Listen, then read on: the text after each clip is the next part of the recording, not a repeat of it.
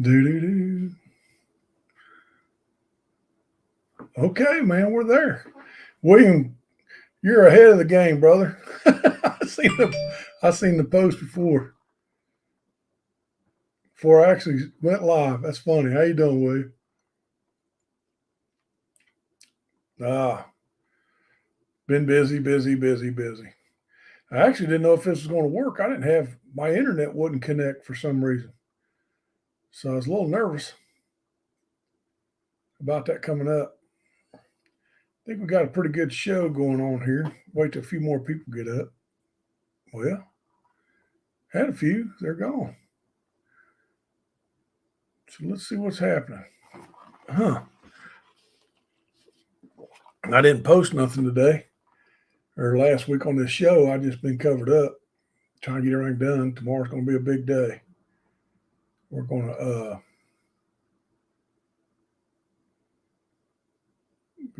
fix my gray water pipe down in the basement. So they're into the traco, and here we go. It's going to be a busy day tomorrow.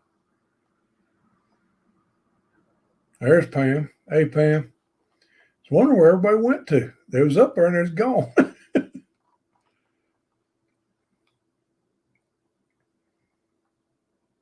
so, so yeah, I've been, like I said, I didn't know if I was going to start this show tonight or not. We was running behind so bad today, trying to get everything done. Had a big day yesterday, trying to get my side by side serviced and everything, get it done. It just takes me forever to get up and down and get the right stuff. So we're just kind of waiting on people to come on. Say hi when you get up on here. I know I'm running late and I didn't post nothing this week. I've been kind of covered up. So we just keep on going. So we're starting to climb, people. Let's go. But yeah, it's been a crazy week, man. Uh,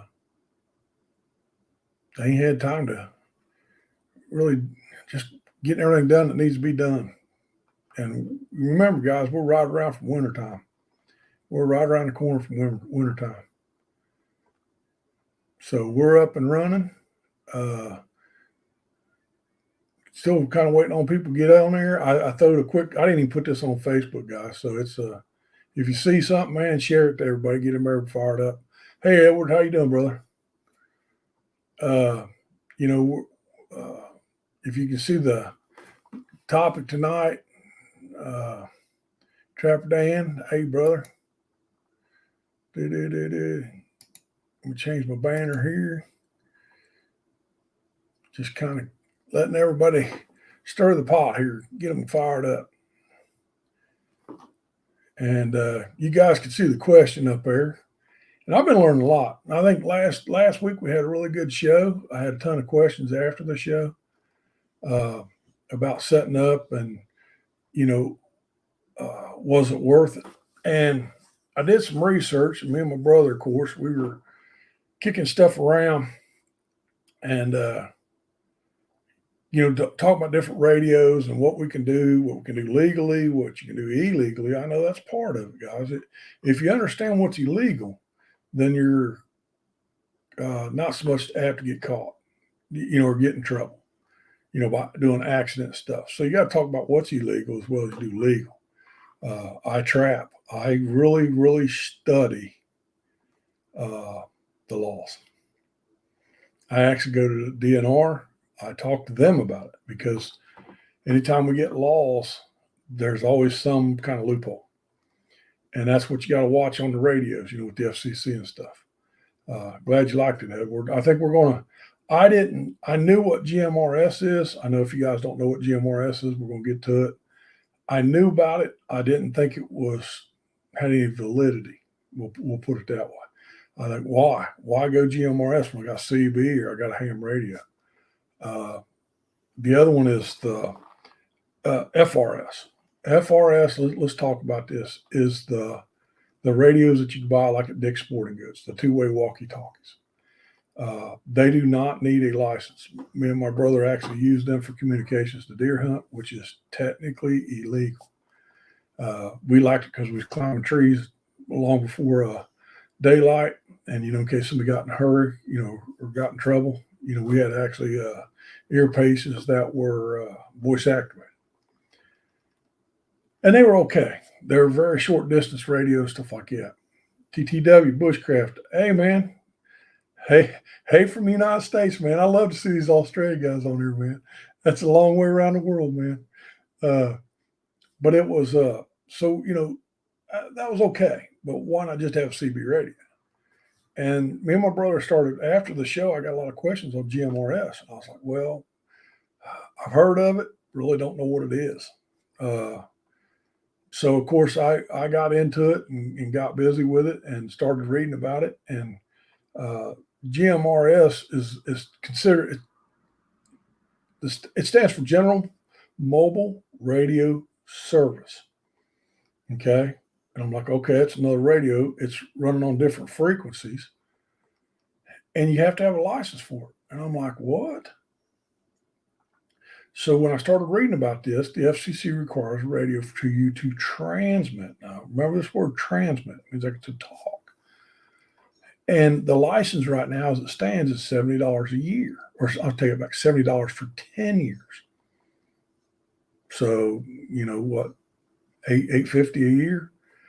But that's subject to change until 2021 when they get time. They've got it all posted. They just haven't dropped the price to $35 for 10 years. So I thought, okay, man, is this worth investing in it? And see what it's about. Well, when I started reading about it, is I can run radios. They make, like anything else, they make the very cheap ones and they make the very high dollar ones. And I got to thinking about this, man, is if somebody didn't want to transmit, so, I'm on the computer figuring out, okay, it's a two-way walkie-talkie, basically, that's a license.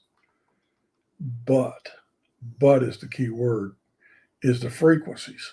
Now, I actually bought one of the cheapest radios you can to see what it was all about and is it worth it. And it's actually called a Radio-diddy. That's probably backwards on you, but Radio-diddy. And here it is. And I got to looking at this. Now, it only runs 22 channels. I can pick up FRS and GMRS, but I can pick up ham. I've also got NOAA radio. And I'm like, wow, man. So I can program frequencies in their ham. Now, this radio, I am allowed to put the frequency on ham radios on this radio.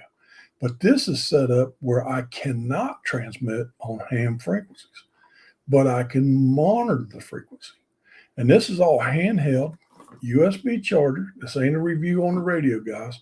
I went through there and this was the best bang for my buck. This was $40 some off Amazon. Okay. Got here pretty quick for my show and stuff. So, but like I said, to go back here, I can program all the channels in here for GMRS. I'm legal to run through a repeater. Now, for the guys that don't understand repeaters, a repeater is like another antenna, another base station. And I can key up on this.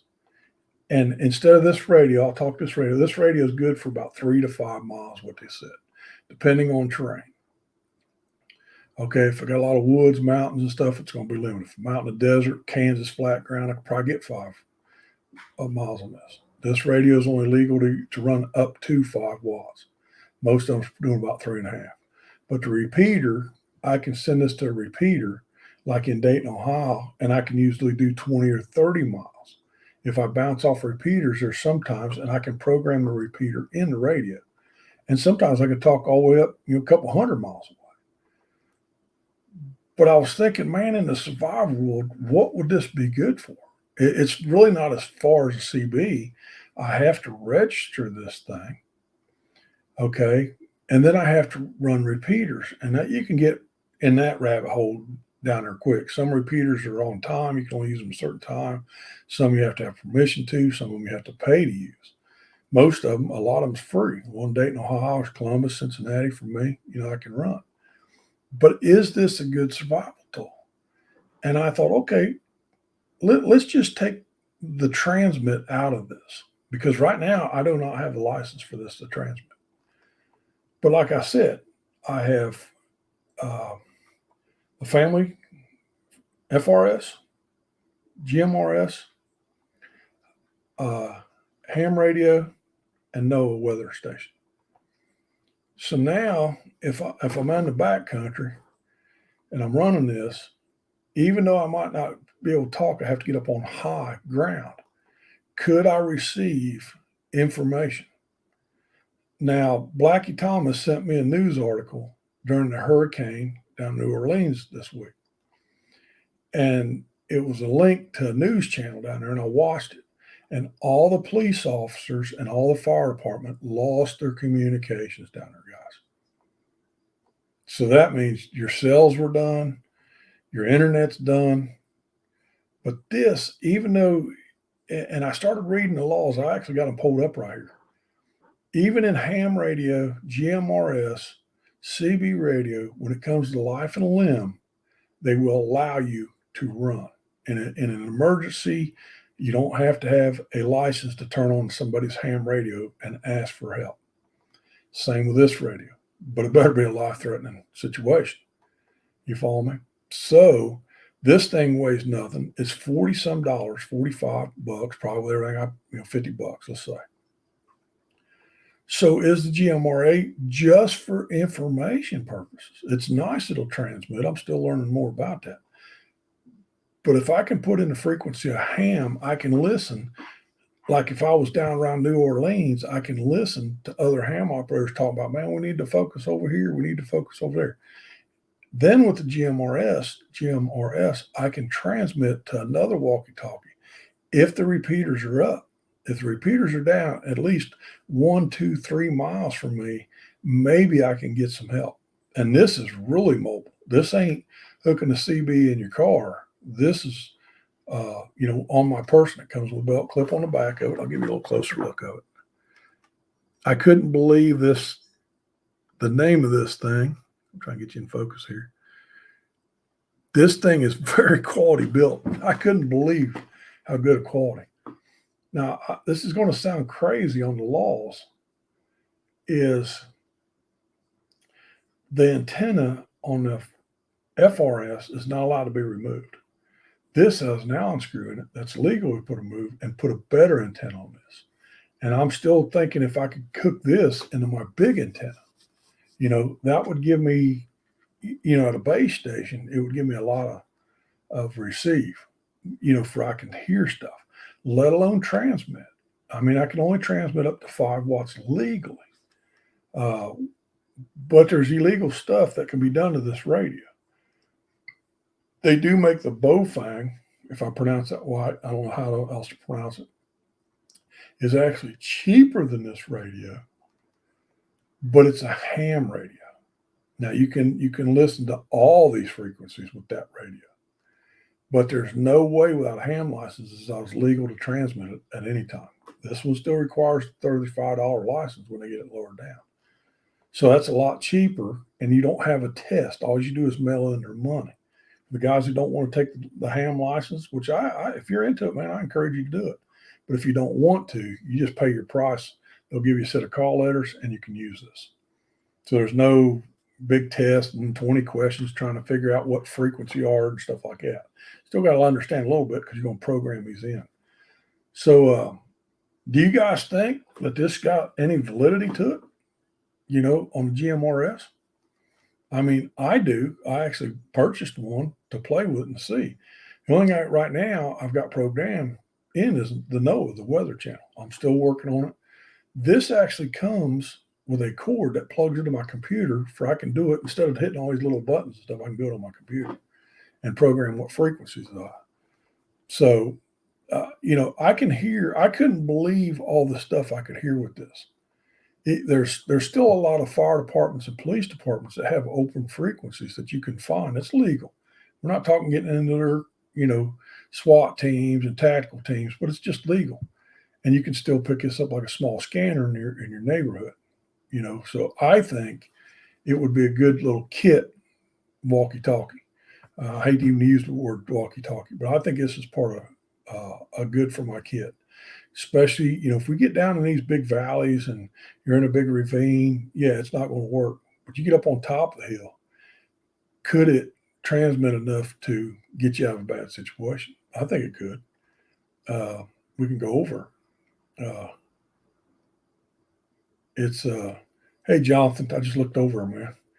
To get info, it's great. Yeah, I think because we're going to use the New Orleans hurricane, because after the hurricane, people come out their house, it's flooded, but they have no communications. Now, if you live in the Platte, your neighbors right there, you're all going to be wondering. I could set up an external antenna on this thing and get it out and at least hear the NOAA weather radio. There's more rain coming in. There's more storms coming in. Maybe we're in the eye of the hurricane. Is rescue coming? The GMRS guys are going to be talking like crazy. Is the ham guys? I know a lot of ham operators around Xenia had 100-foot towers. They would never handle the, 150, 200 mile an hour winds of a hurricane. And same with, we got tornadoes here. They do take the towers out, but the guys can still get out with an antenna, a smaller antenna on the ham.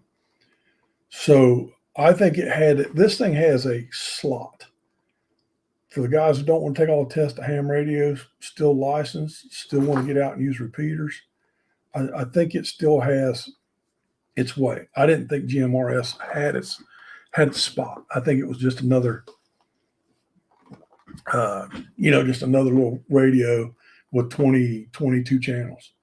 Then me and my brother really started breaking apart, watching videos about this. That's why I choose this radio, because the guy on video, for the money of what it was actually worth.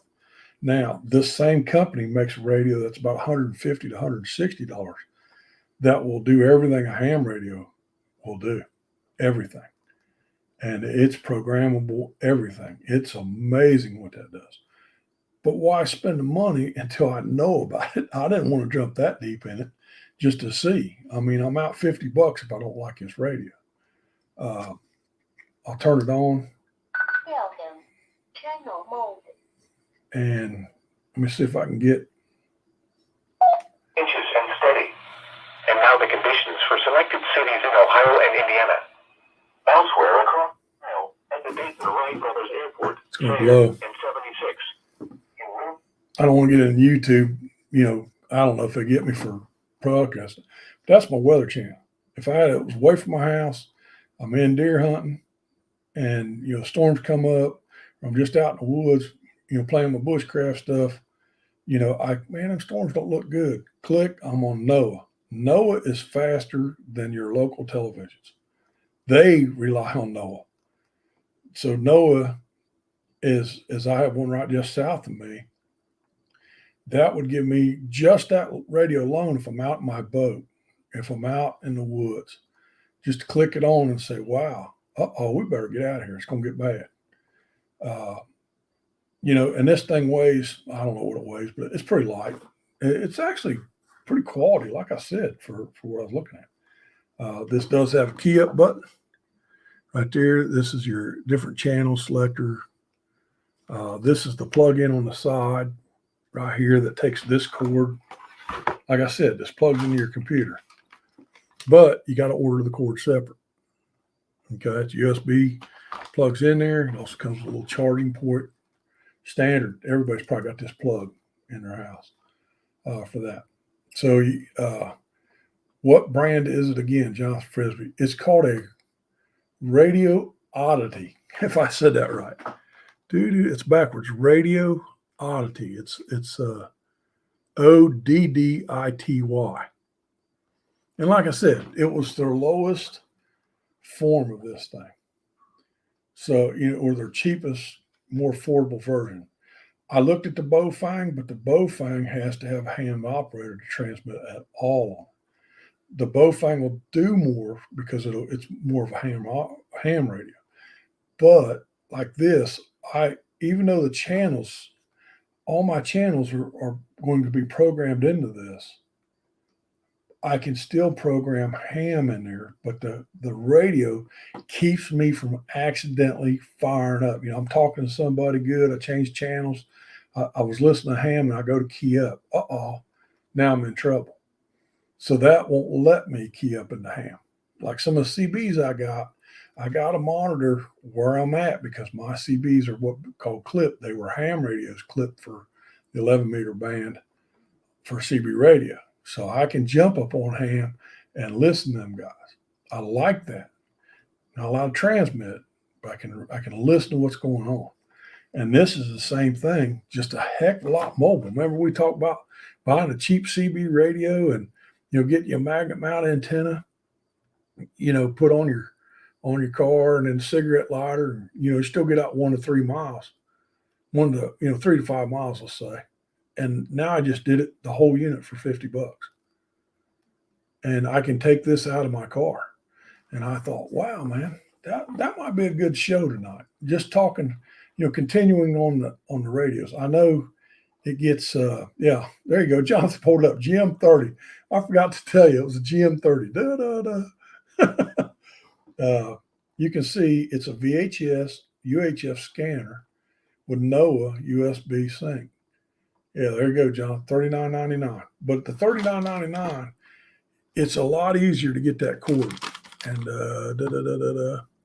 this cord is because trying to program a whole lot of numbers in this is kind of difficult. I can plug it into my computer, use my keyboard, pick out ones and do it all, and it puts it all into the radio. So it does connect. It can connect to your computer. Do you have to? No, you can do it without it. So I got a lot to learn, guys, and I'm just wanting to share my knowledge and what I learned. There you go. William just said he's got a Bowfang, if I'm pronouncing that right, and he loves it. Doesn't have a license, but info I get in the info I get in mine is great. Radio audio, there you go. Jonathan put it up. Program and cable. There you go. $14.99 for the cable. So we're still under $50, and with tax and everything, just go with whatever. But is it a piece of your kit? This battery does come off this thing. It just clips off. You got to hit the button. I got big fingers. I have to do it off camera, but you can charge the battery up good. You're going to leave for 3 or 4 days to event or whatever. Keep them separated. You get the event, click the battery on, bam. And I don't even know if it won't hurt leaving the battery on. I'm just saying that for long-term storage, I'd probably pull the battery just like I do everything else. But now I'm at an event. Now there's another GMRS guy down there. So now we're down, let's say Blackie's, and we're taking a big long walk around the lake and stuff like that. Hey, you all right? Yeah, I'm cool. Hey, look what I found. Hey, I need help over here. This is where this radio shines, because the CB radio in my car didn't do any good. I've had the I keep writing it down because I keep forgetting this stinking thing. The family radio, FRRS. And then we're two-way walkie-talkies, and everybody, little kids are on there. What are you doing? They don't get out as far as this radio does from my testing. I've seen a lot of YouTube guys testing. I've seen a guy take it up to 50 miles, but that's running repeaters. He'll tell you he's out in California. It's flat out there. He's in a big bowl, but it's flat. I didn't realize that they make a 100% waterproof square unit. Looks like a little CB radio that's mounted in these off-road buggies. And the GMRS licensing, when I get the license for this means my daughter can run this, my wife can run this, your step-parents can run this, all under the same license. So it ain't like Pam, Pam's got Vernon Walker. Well, man, you got buy 3 licenses? No. You can buy 1 license to cover your whole family. So that's a good thing about that. But, they do make these 100% waterproof. But like the one I seen in my buggy, it was kind of pricey, about $150. But you mount it up on a roll cage. It'll take the shock, take the rain, the mud. But I didn't realize that's what they're using to talk from buggy to buggy. These guys are way out in the desert. We've got Hatfield McCoys over in Virginia, miles and miles and miles of trailer. And that I didn't realize this is what these guys were getting by. I thought he was running CB radios. They're running GMRS. So it's like you see GMRS in like the lows. When the guys are talking on the walkie-talkie, that's a GMRS. That's why they want them to keep them licensed. They're under, they're for businesses. They want to be not for the kid end of it. They still want to kind of keep it serious. They do issue a set of call letters, just like a ham operator does. So, kind of interesting, guys. I just wanted to share that. There's Tom Ritter. Hey, Tom. With you guys. Are you guys interested in this kind of thing? I mean, when I seen this, I was like, man, that could carry my pack pretty good, or on my pack. We get on the river, we get to trap and we get separated a little bit. Yeah, I know, man. I carry a cell phone too. I carry it everywhere. And it'll get out way better than this thing. But one more clue I'm going to give you on this radio. And when you get up to the more advanced radio, and we talked about when I communicate on this radio, it's open to anybody that's sitting on GMRS. Ham can pick this up, FRS. And so, but when you get into this radio that's a little bit better quality, they have what they call scrambler feature. Click, they can hear, but it's wah, wah, wah, wah, wah, wah, wah, wah. And the way I figured it, it'd take a pretty good radio, but people can't really understand what you're talking about. So, you with me on that?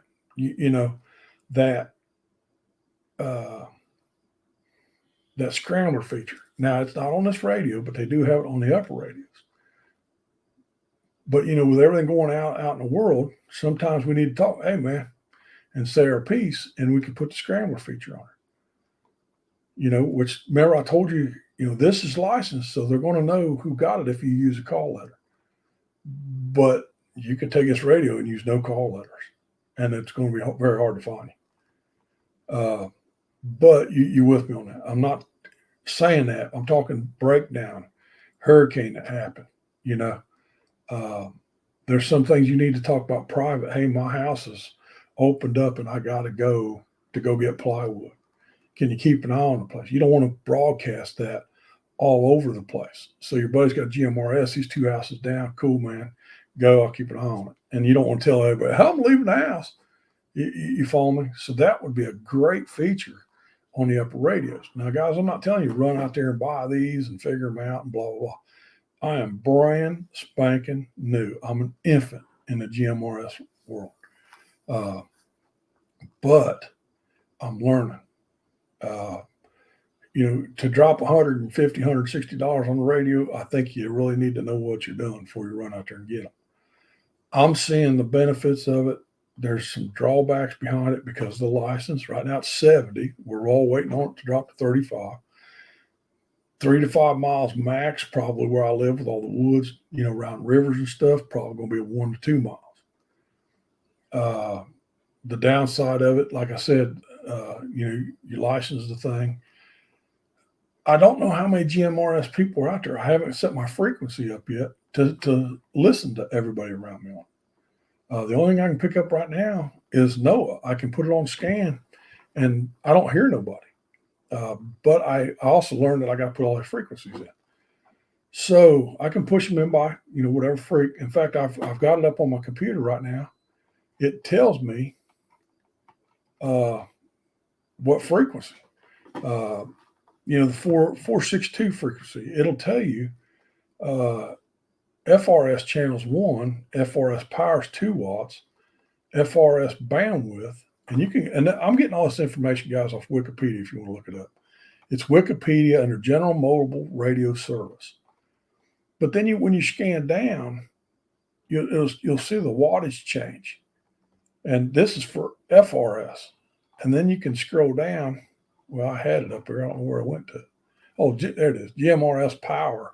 You can run 5 watts and the bandwidth. Now, I don't want to get everybody messed up on bandwidths and everything because it's still confusing with me on this. but you can go down and when it jumps into 467, it's just not applicable. But now we're starting to get into bandwidths on ham radio. So that's the key. If I can lay in bed, what's going on with the weather? Let me head south. Let me listen to a ham operator or GMRS radio, 5 miles south of me. Hey, man, we got a tornado on the ground.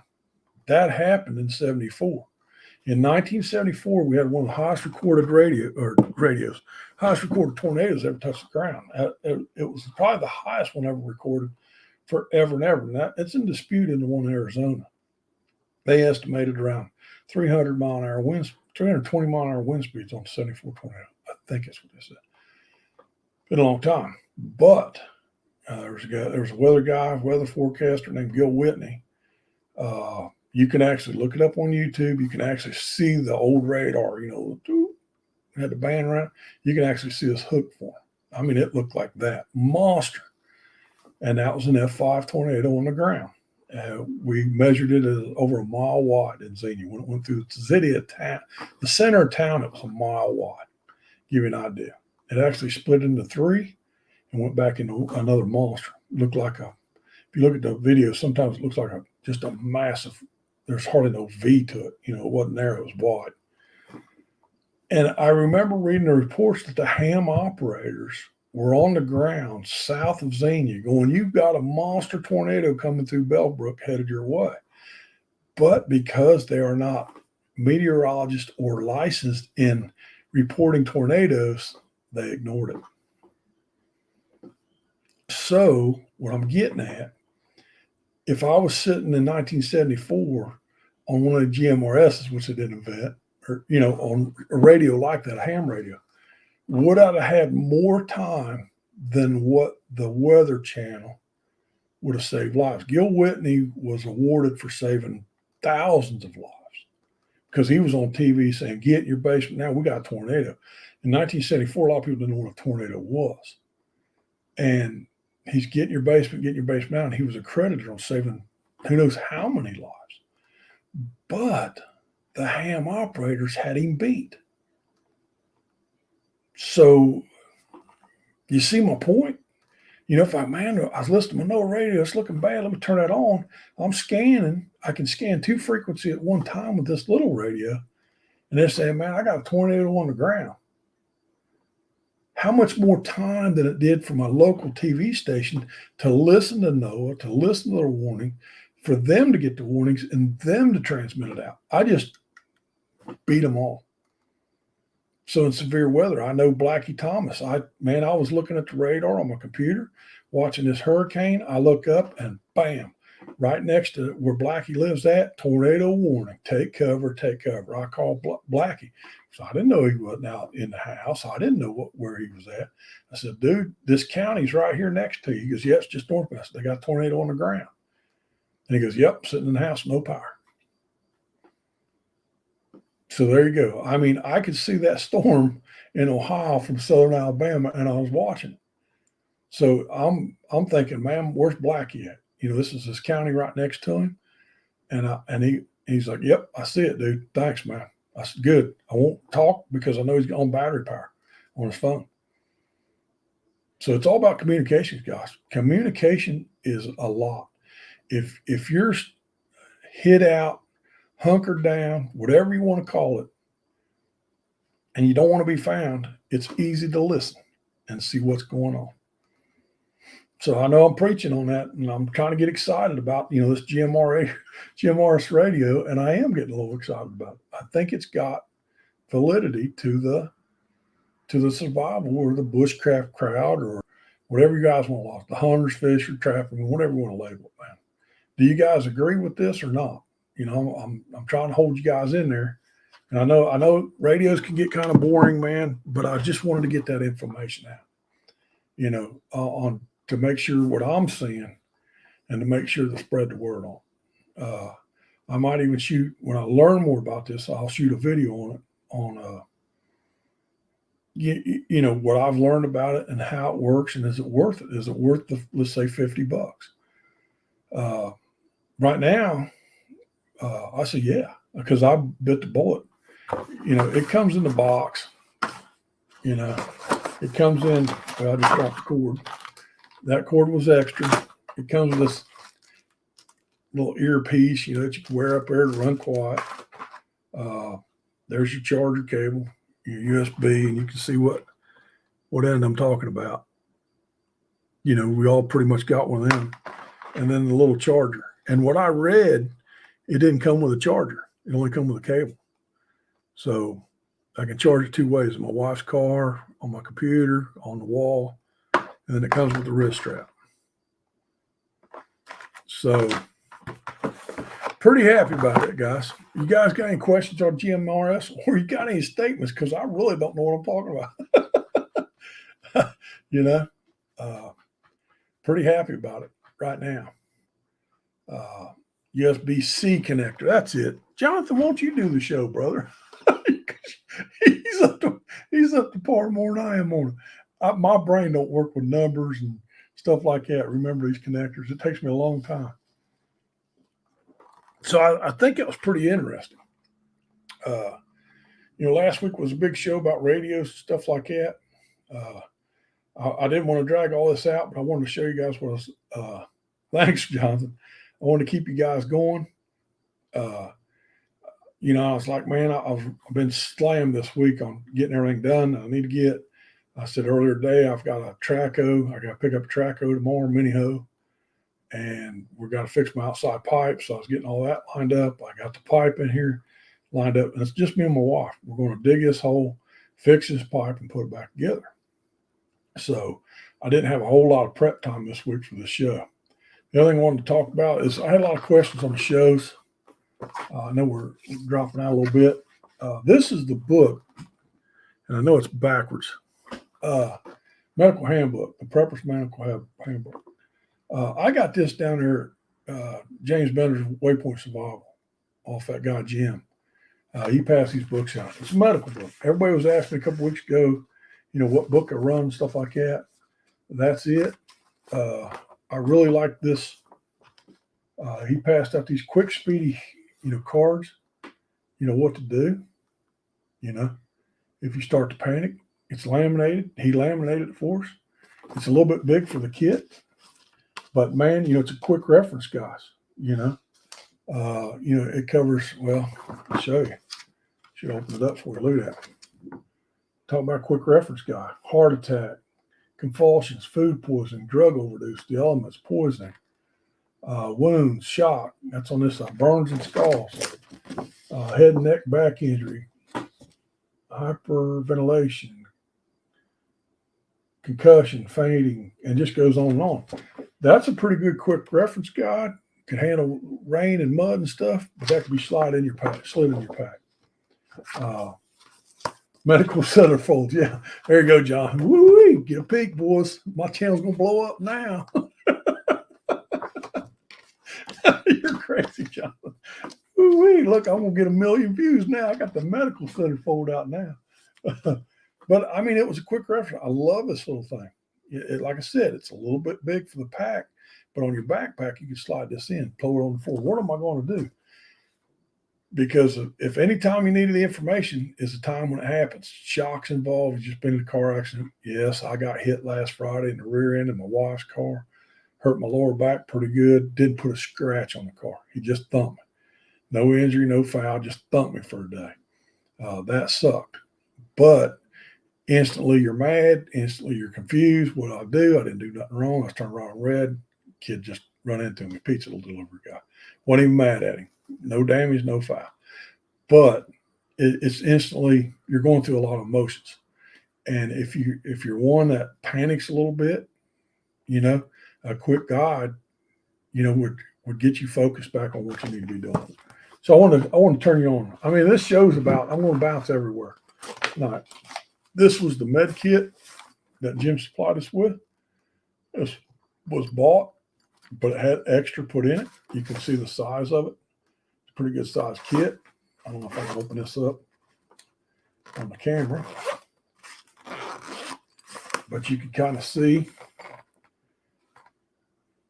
And then I have my cat with me. I have 2 cats with me. I do have sutures in there. I do have the thing like that. Yes, they're not sterile. Doubt I'll be sewing anybody out in the woods like we talked about that. It would be if it's out there, we're plane down or something like that, and we know we're going to be in for a couple of weeks before we get rescued. They can't find us. You might have to suture somebody, to close the wound. You're going to have to sterilize this stuff, but I do carry sutures in there. There's another list. I can open this up. I got a lot of questions on that video. I'm working with, Trapper Dan. I'd like to put a list together of everything we did, and we actually got it on our channel. My mom actually called me and was on this. So, guys, got any questions on that? I thought that was pretty cool. We've got time on here. I actually put on there talking about knives. I want to bring that up. This is going to be my next video on the knife. I was trying to work on it this week and never got around to it. If the thing about making videos, guys, if things ain't lining up right, I can't hardly shoot them. My mind's somewhere else, and I can't have that.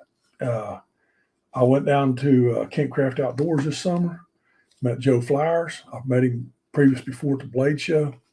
This is his knife. I think we talked about it. It's called Pterosaur. A lot of guys, I've been watching YouTube videos on this knife. They call it the Garber Killer. It's like, there's going to be a video on the Garber. I got one sitting right here. I just haven't got to yet. I wanted to, guys, introduce you to that. Scandi grind, of course, 1095 steel, molded, basically plastic handle, full tang. This knife is like 40 some bucks. 45. Jonathan will pull that up for you.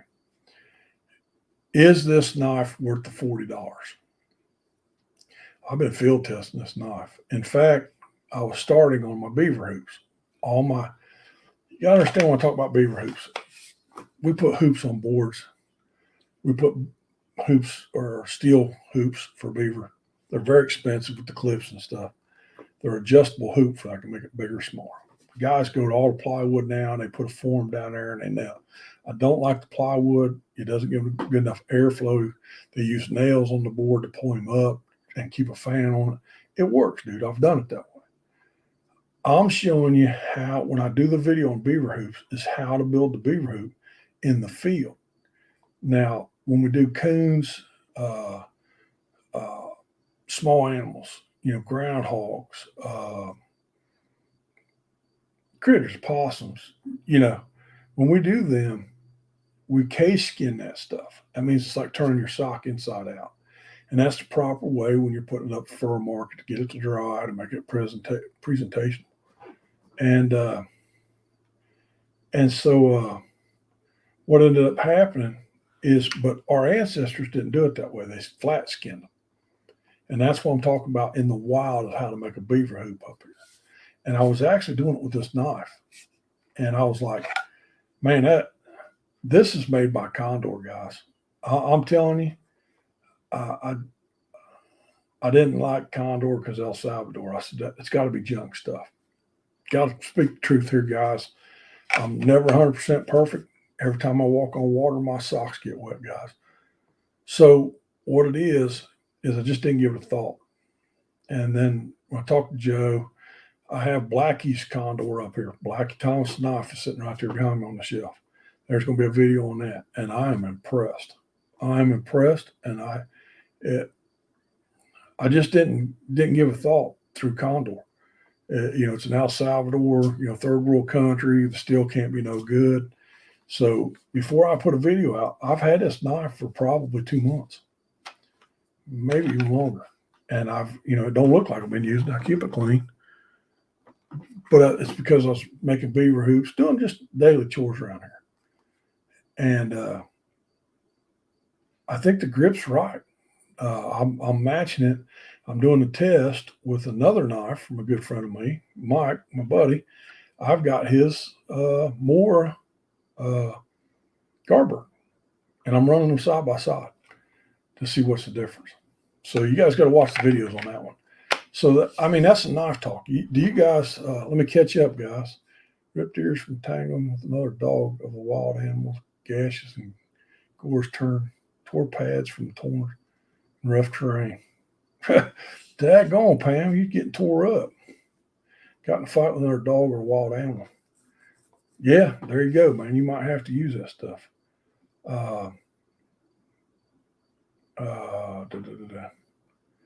Where can I get that med kit? Okay, I'm sorry, guys. I'm running. He caught you up.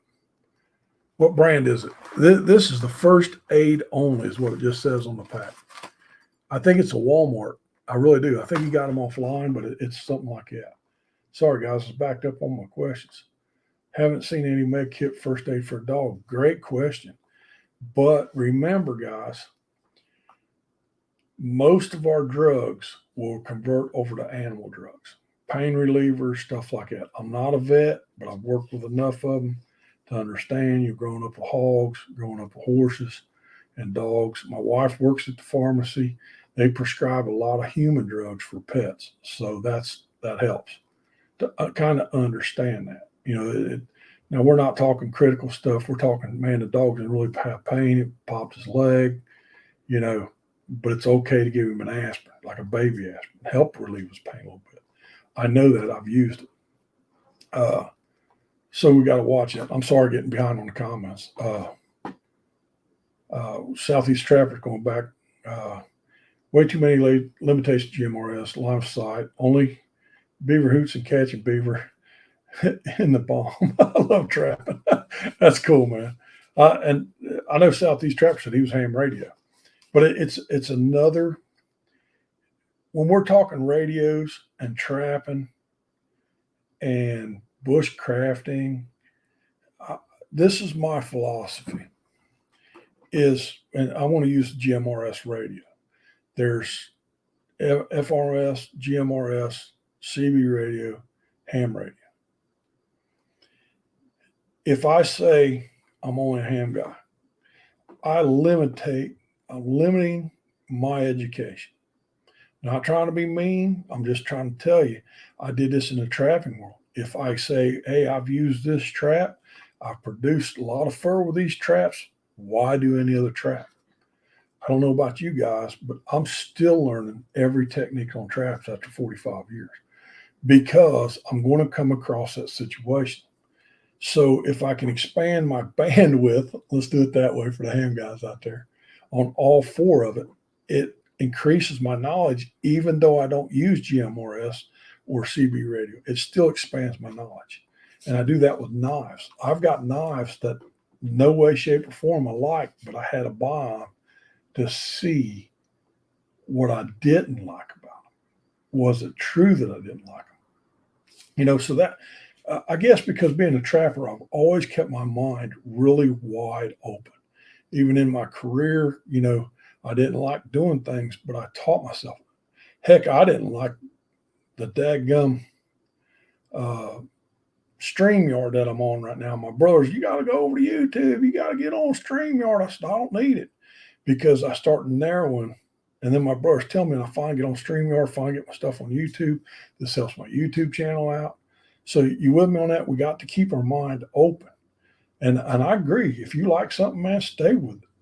But I did that with Glock pistols. One of my biggest lessons I've ever learned in my life when Glock come out in the 80s. I was shooting a competition. I had a race gun, 1911, pushing over $5,000 through it. 38 Super, 28 round mags in it, fast. It's just outlaw class fast. And I seen them plastic Tupperware guns is what we call them because they come look just like a Tupperware box. And I would not give the time of day. Them guys pulled it out. I picked it up. It's a moldable plastic handle. Them handles, the first gens were slick. They were just ugly. I've got custom stainless steel, custom polished aluminum, gold.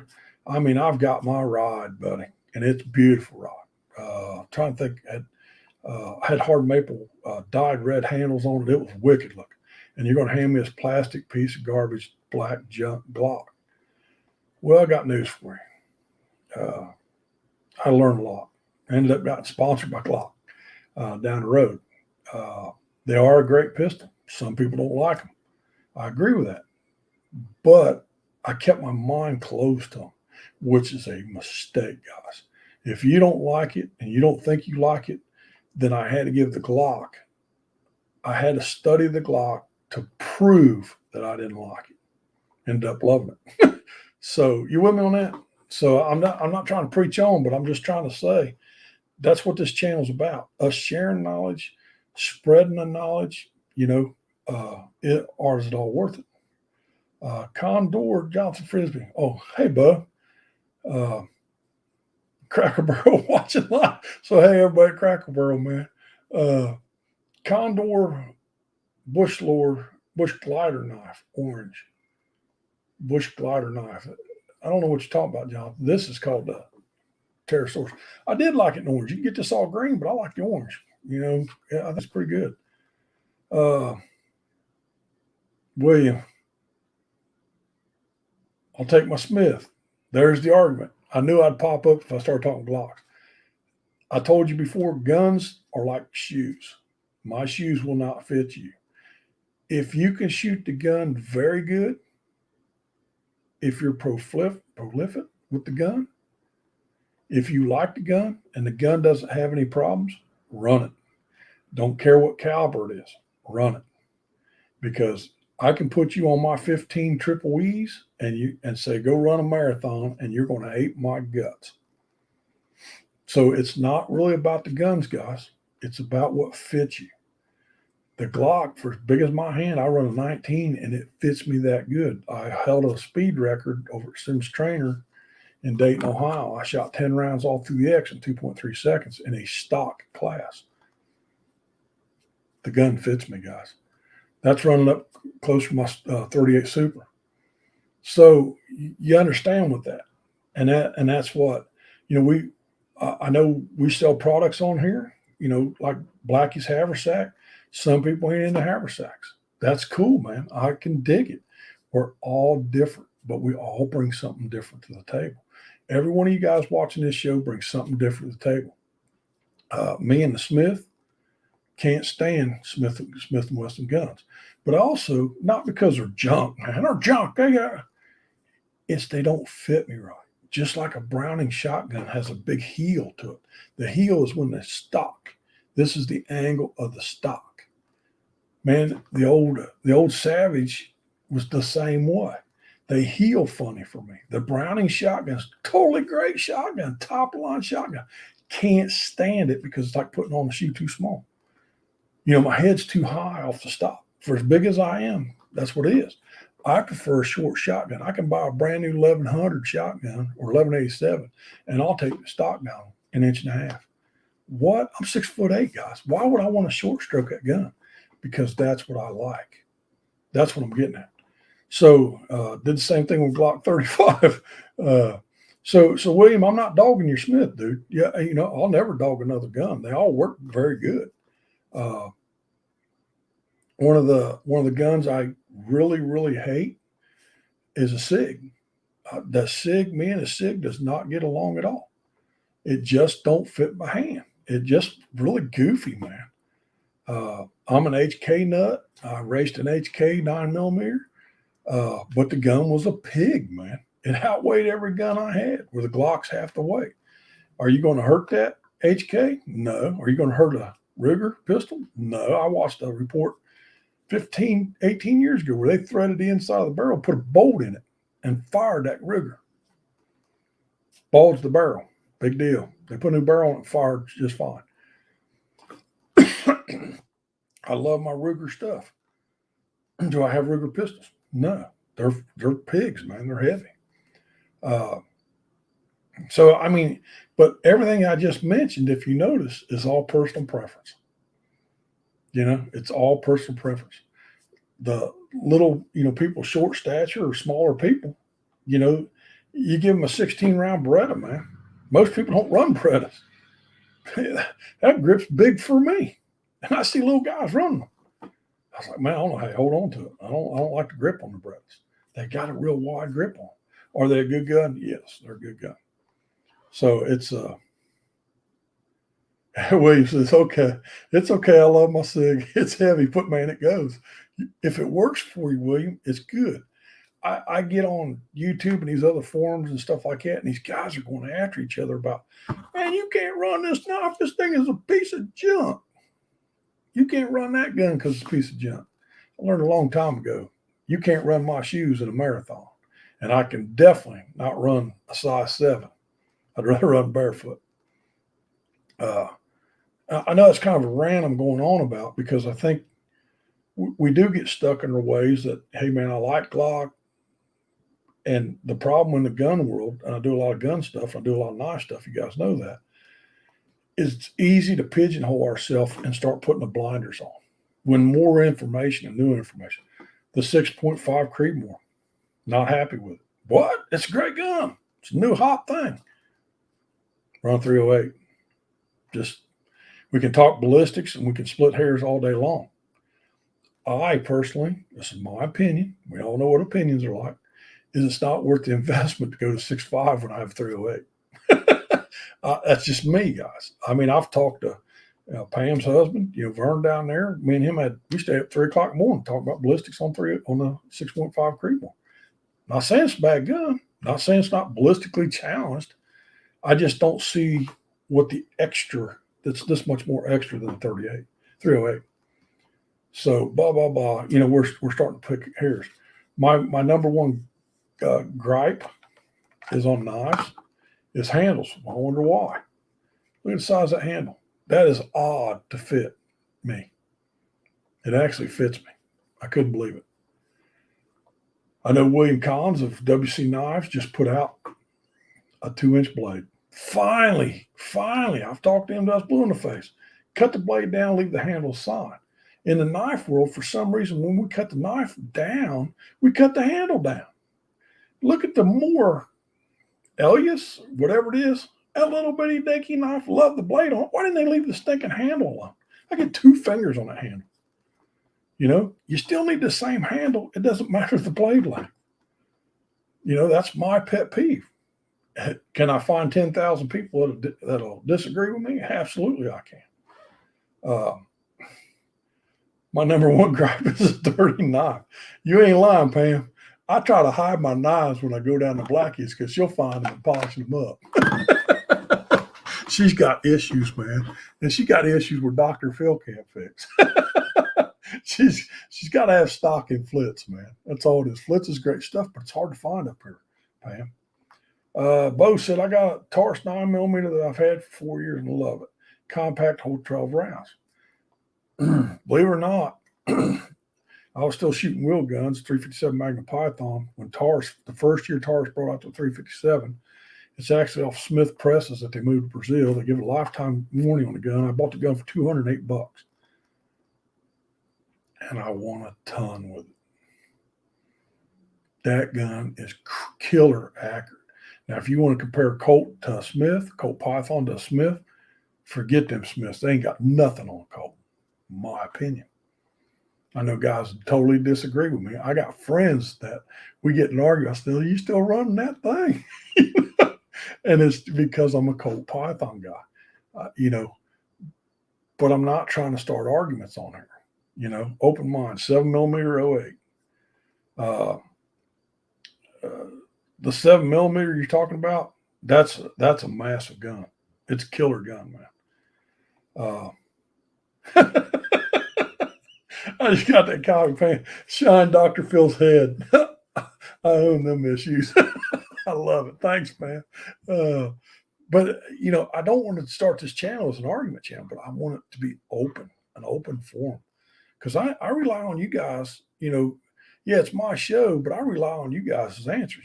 I go back and look at this stuff to see where I'm at and see where I need to be. So I love the comments because you guys are like, well, I run this. I run a Smith. I run a Glock. I run this. I run that. I run this knife. And it's funny to see how many taste. If you don't believe that, go to Blade Show. And people sell knives down there, gobs of knives. So it's but what fits me don't fit you. My opinions are just that, an opinion or an observation. What I like and what I don't like of a knife. The more Eldris, whatever it is, that little bitty dinky knife, can't stand that blade.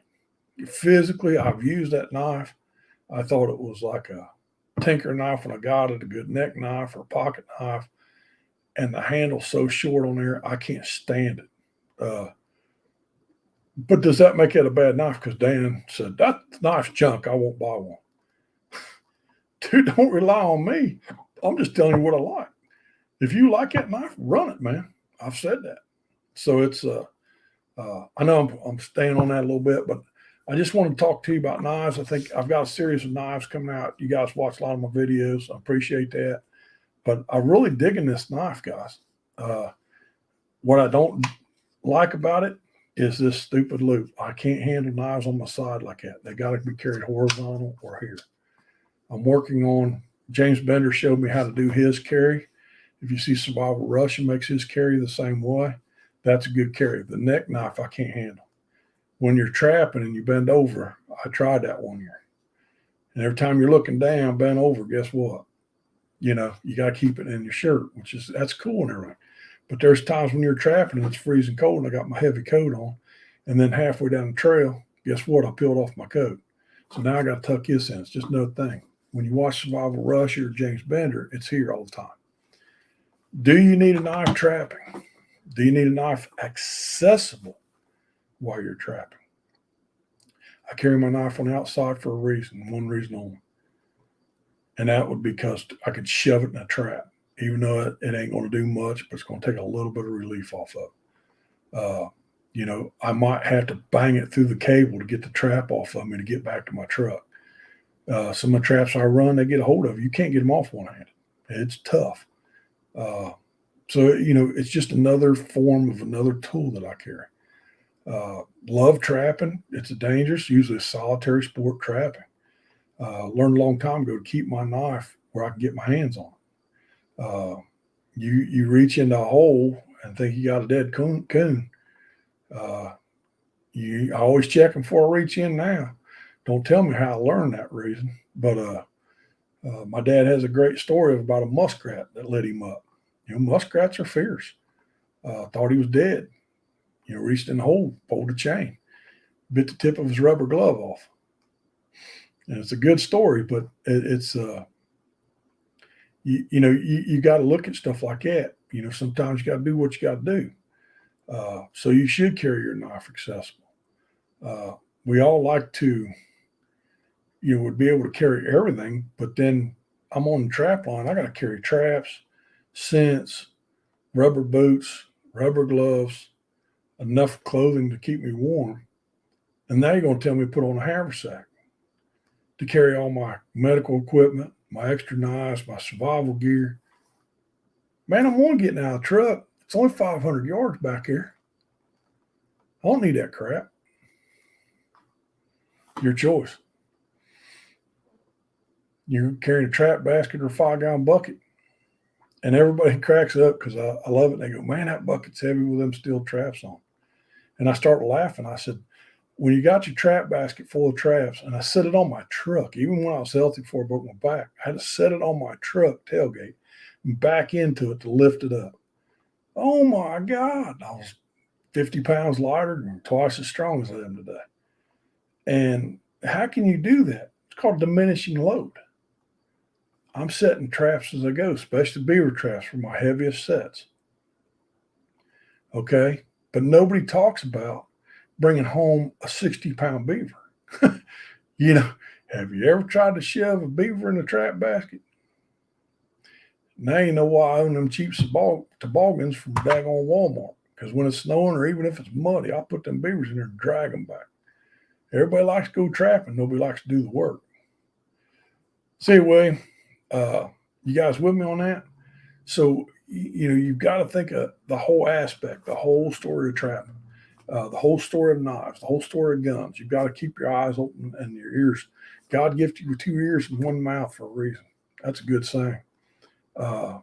Not trying to harp on that, but I just want to get you a point across to keep your minds open. We're bushcraft guys. We're always looking for the next edge. If you don't believe that, look at some of these 2 million videos. What's the next fire trick? What's the next thing coming up in bushcraft? What's the next thing coming up in the rifle world? What's the next thing coming in the trapping world? Trapping to me is I the way my brain works is I get into something. Let's say I get into a drag racing motorcycle or bass fishing or whatever, and I go full hard into it. I've always done that way. Trapper dance, I laugh alone. I heard about hauling big beavers the hard way. Yeah, he did. He got one like 74 pounds. Try to drag that out. And I go head first into it and I focus on it and I try to become the best there is for my ability. Trapping is I've never achieved that.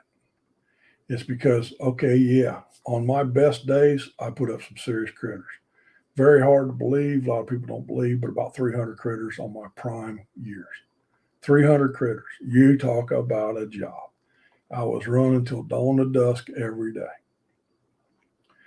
I was also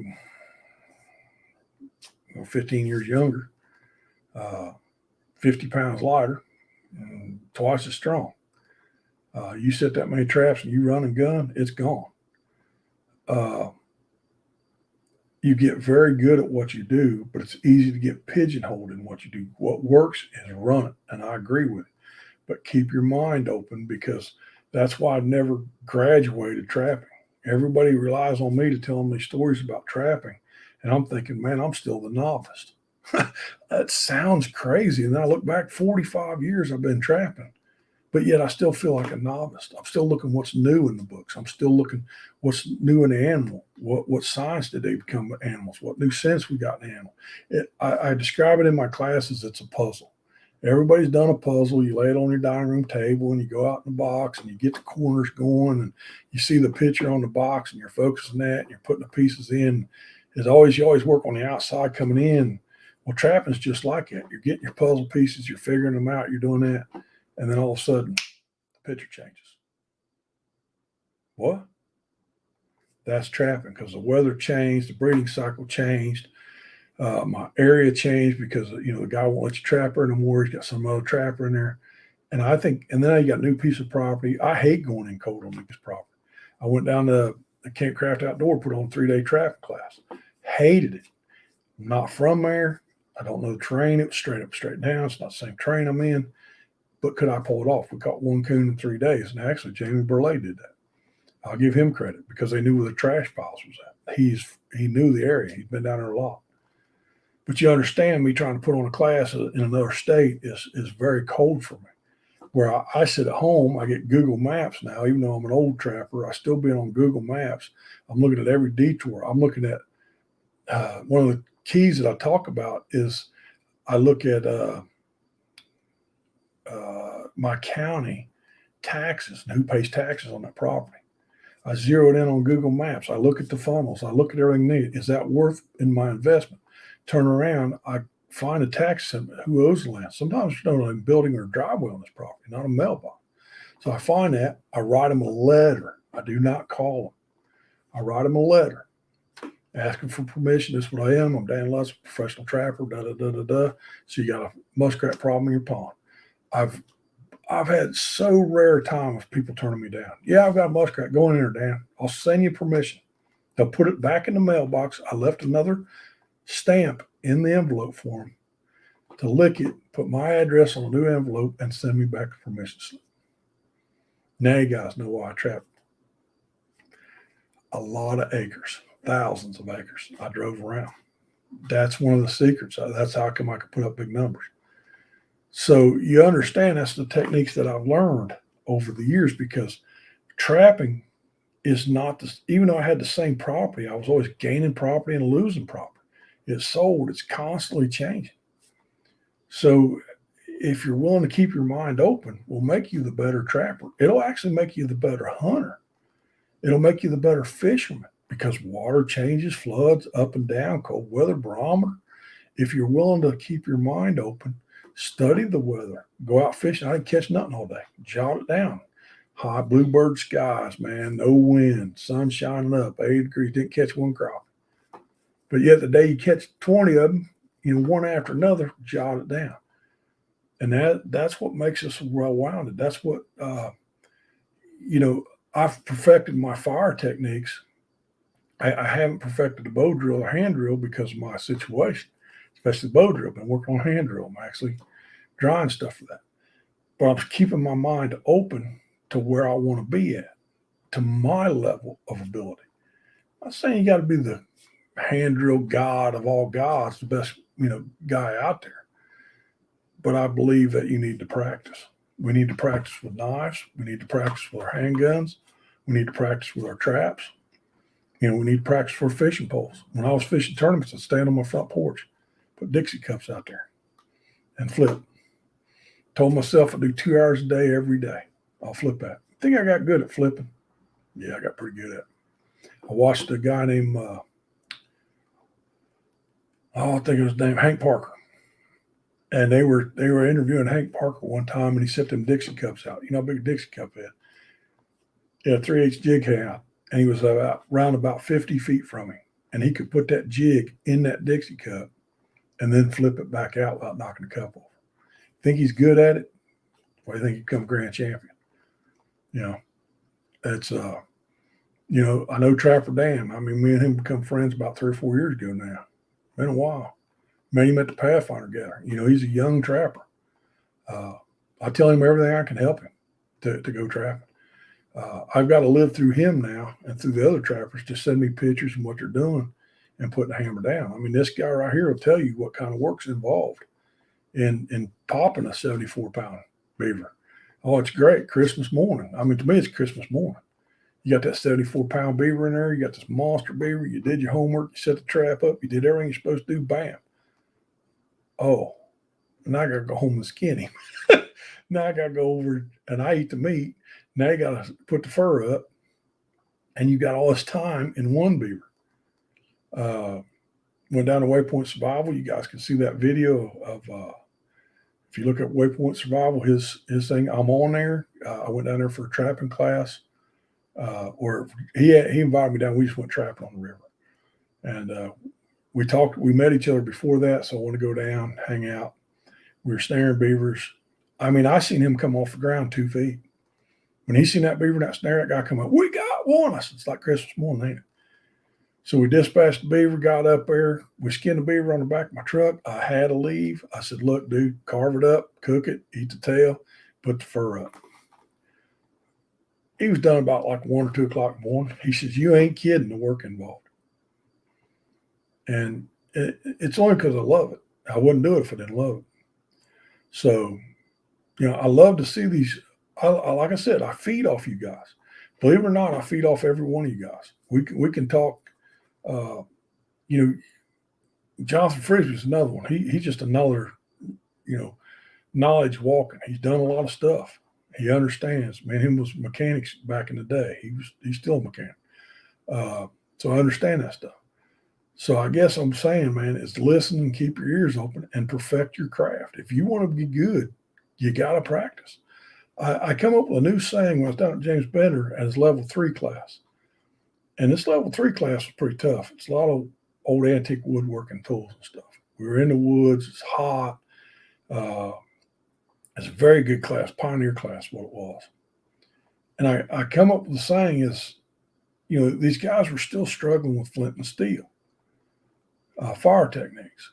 And so I get out my kit and I'm explaining to them what they're doing wrong and how much tender prep that they didn't do. And I could see that.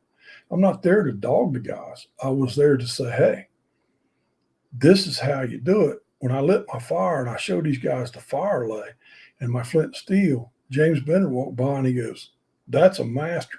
And I just looked at him and said, no way, because I'm still doing it. I still perfect it. I learned that 30 years ago, buckskinning, on how to do it the right way.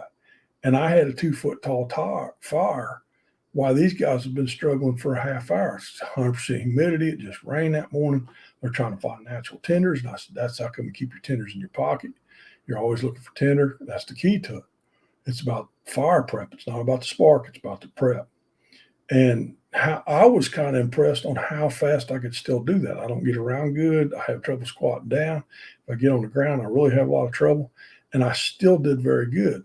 And I thought to myself, man, and I was telling them guys, I can teach you every one of my techniques. I can sit here for hours having you practice and showing you my techniques and how I do it. And my techniques are different than anybody on YouTube and I don't use charcoal. That's the other thing. And I come up with a saying is the only thing I can't teach you is practice. So when I'm learning from you guys and you guys say about this kit, about your med kit, I'm learning. But if I don't do nothing about it and I don't get out and get my med kit and start putting it together, it's just a waste of time. So, I know I use Trapper Dan for medical. I use Jonathan Frisbee for all kinds of information. Blackie Thomas is another one I live on. I have, like I said, I have different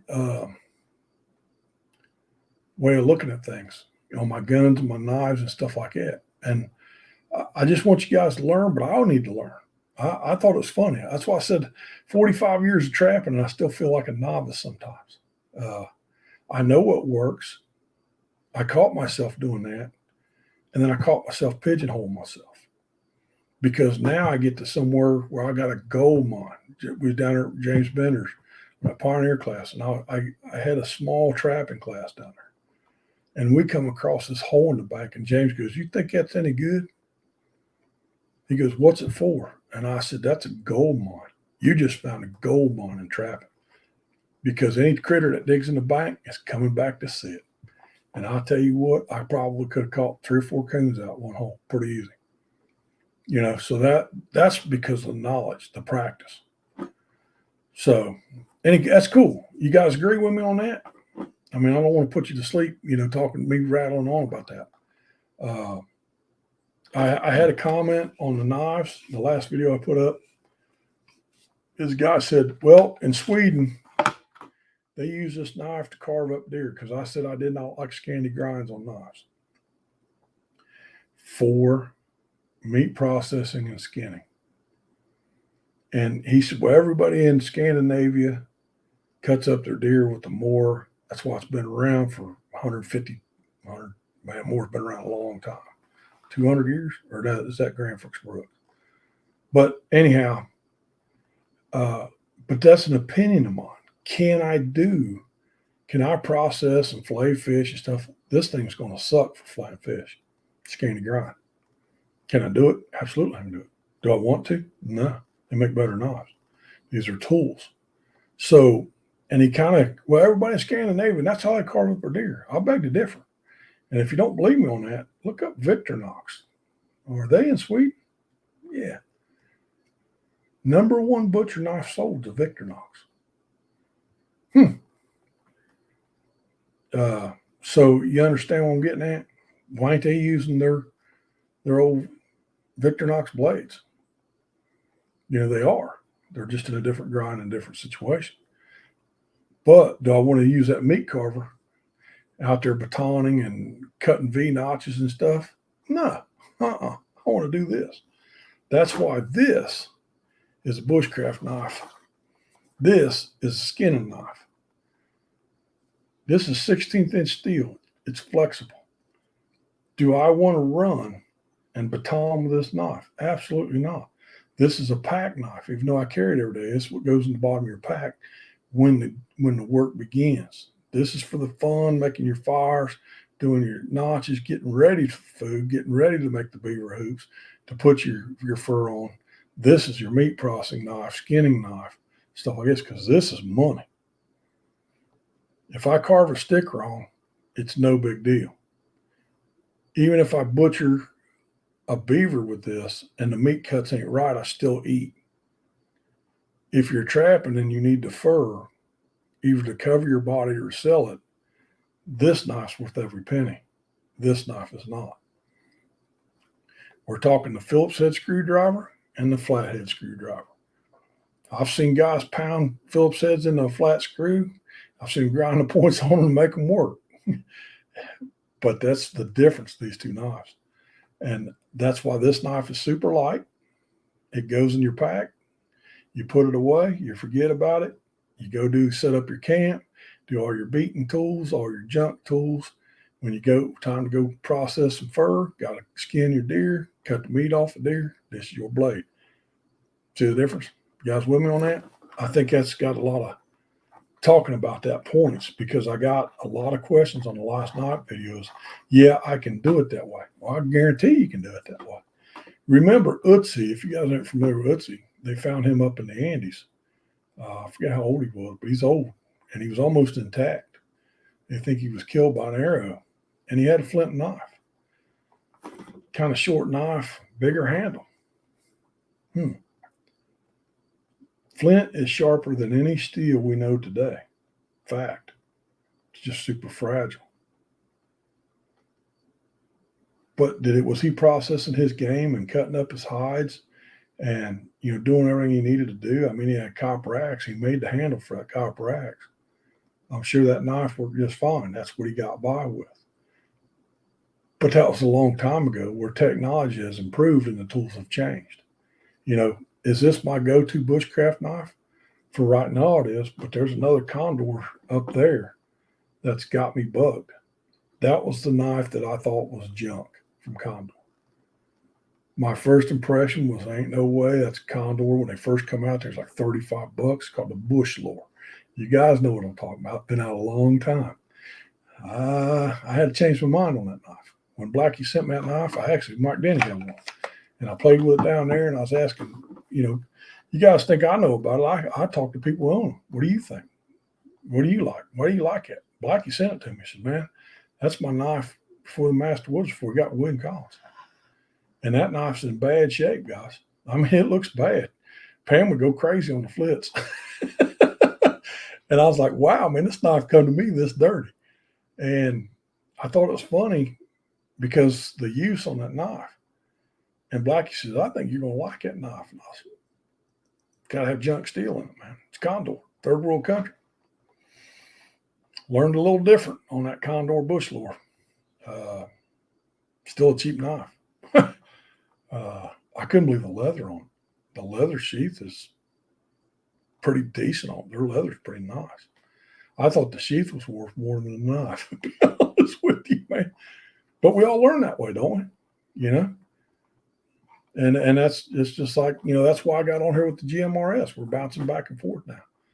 Was about, trying to open our minds up. I didn't know about GMRS. I don't know about the Condor. I've seen it. We all, first impressions suck. They really do. How many times you met somebody or seen somebody you didn't think you'd like them? How many times have you looked at a knife or gun and said, nah, that thing's got to be junk? I mean, I'll admit to that, And then you come to find out, why did I wait so long to buy that gun? Is a $50 knife. Hang on. Gotta move some of my camera equipment. This is a $42 off Amazon. I didn't even buy it off Condor. Got it off Amazon. Look at this beauty. Recognize that? It says Abnormal Outdoors on it, guys. Backwards to you guys.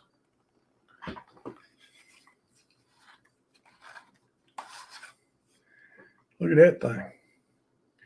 Technically, that's the first WC knife Master Woodsman Model 2 built in ABL. ABL. Whatever. Having trouble talking tonight. Can you see that? Pretty blade. See them handles on there? There's a good story behind this knife, guys. This knife was sent to me by William Collins. We were messing with heat treating. I always wanted a Model 2. I think it's got a lot of good, big, heavy butcher knife, woodsman knife, multiple grind knife. Got videos, not on this knife, on the other knives. But I tested this knife so bad that it went back to William Collins twice. I said, don't even put handles on it. I'm just checking. That's when he was experimenting with his heat treat. And I beat the tar of this. I did stuff on this that you know. Jonathan, The first time I saw you, I thought you were a grumpy old dude, ornery dude. Funny what pain does. Yeah, that's funny. Uh, but this knife went back twice to William. One, I put it on my power skinner or power sharpener, power strop, what I should say. And the ABL didn't like that at all. And I actually convexed the edge on it, which was bad. I actually chipped the crap out of this knife when I first got it. And I got kind of in a heated discussion about you got to make it better. And I didn't hear from William for like 10 days. He goes, I got another one in the mail for you. It come back again. I said, man, this is just a test piece of steel. I don't need handles on it. Then he dialed it in and he got right. This is the knife that made it right. And this thing is stupid. He even put the note in the box. I got that thing so scary sharp because he puts a working edge on it. And I'm a fur guy. I want a razor blade. Razor blades don't last as good as a working edge does. And he said, and this ABL is scalpel material. And so he got the thing razor sharp. Actually put a note. He said, I finally got this thing sharp enough. I think it's sharp enough for you. And it's super scary. It is. So this knife come back with them scales on it. I love them scales. See the pins in it? Man, and I said, why'd you do that? He said, for all the stinking hard work you made me do. I put a lot of work in this knife. I probably got 3 months of work in this knife that you guys don't see. Now, I haven't been doing any testing for William or nothing. I've got my own line of lives, and you know, we're still friends. It's all cool. You know, we're still doing our thing. I went my way, and me and him had lots of talks about me keeping going my way with my knives. And you know, which I love William for letting me be a part of a lot of these knives. But this knife right here with the handles on it is probably pushing $300. I don't even think you get an ABL anymore. $42 knife.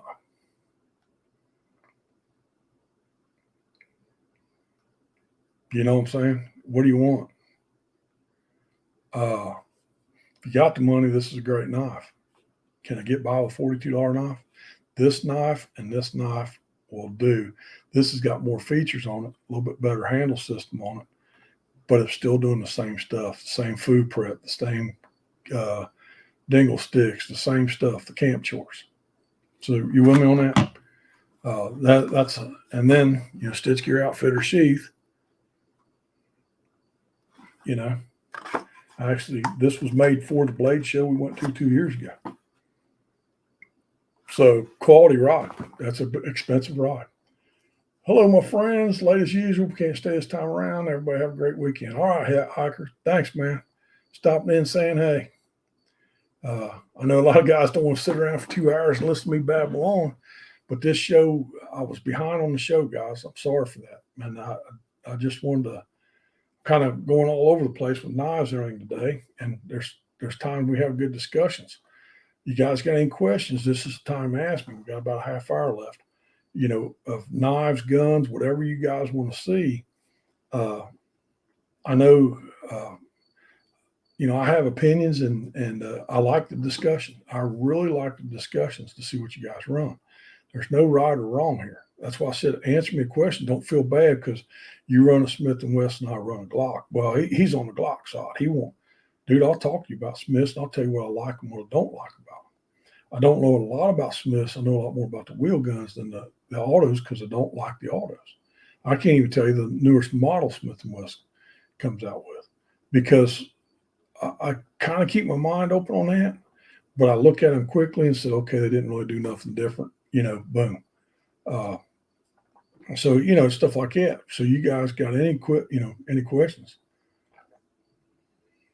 John Frisbee, he likes open sights. Who likes scopes? The older I got, the more scopes I run. I don't like scopes, period. I really don't. Unless you're shooting really far yardage and you got a lot of magnification, I don't like them. What I do run is a lot of aim points, Trigicon, stuff like that, single red dot. I think that goes, I have them on my race guns, not on my carry gun because it's just big and bulky. The iron sights keep your eyes focused. You I mean, the scopes do have a person. I mean, my Marlin's got a scope on it now because I can't see the squirrels in the trees no more. You're looking up, but I can't look up at all. I got to lay down and look up. And so I used a scope just to see their head because I used to have excellent vision. Now I got to wear these stupid things, which are bifocals. It's up and down. Can I see them? And so the scope helps on my squirrel gun. I love squirrel hunting. Hopefully, got my GoPro, you guys get to see me squirrel hunt. I'm going to show you techniques how to call squirrels in. I did that in my trapping class, and them guys are like, "You're crazy. You can't call a squirrel in." Yeah, you can, but I'll save that for the videos. You need a periscope. Thanks, Jonathan. Yeah, I need one that you look up and just sit here and do that. Because squirrel hunting sucks for me. I physically got to sit on the ground and look up, which is good. Let's talk squirrel hunting. How many guys wear full camo squirrel hunting? What? I'm full camo squirrel hunting. I don't even wear this hat. I wear my waterproof. I made my what's the hat? Military hat. Looks like this. Jungle hat. I can't remember names, but I'll wax that hat to keep the water off of me. Full camos, guys. I even watch my beard. I tuck it in my coat because it's white. Think I'm nuts? Kill a lot of squirrels. Squirrels can see good. How many guys out there, show of hands or give me a check, that use 22 rifles on squirrels over shotguns? I actually use shotguns in the beginning of squirrel season and try to end on 22. Why? Because of leaves in the trees. Man, 22s don't like leaves, and they're harder to see.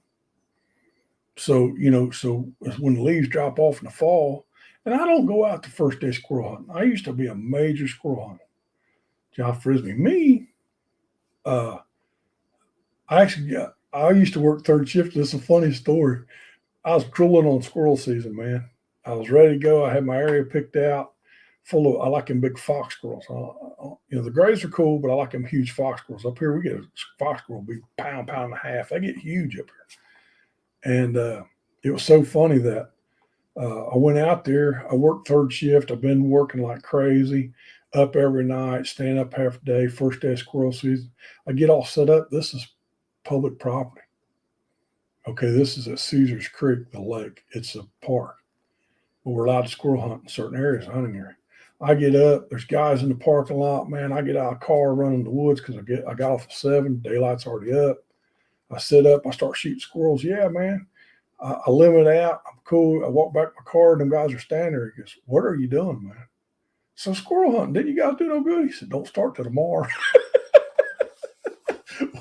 Whoops. I got all turned around backwards. That's how anxious I was squirrel hunting. So, bad day.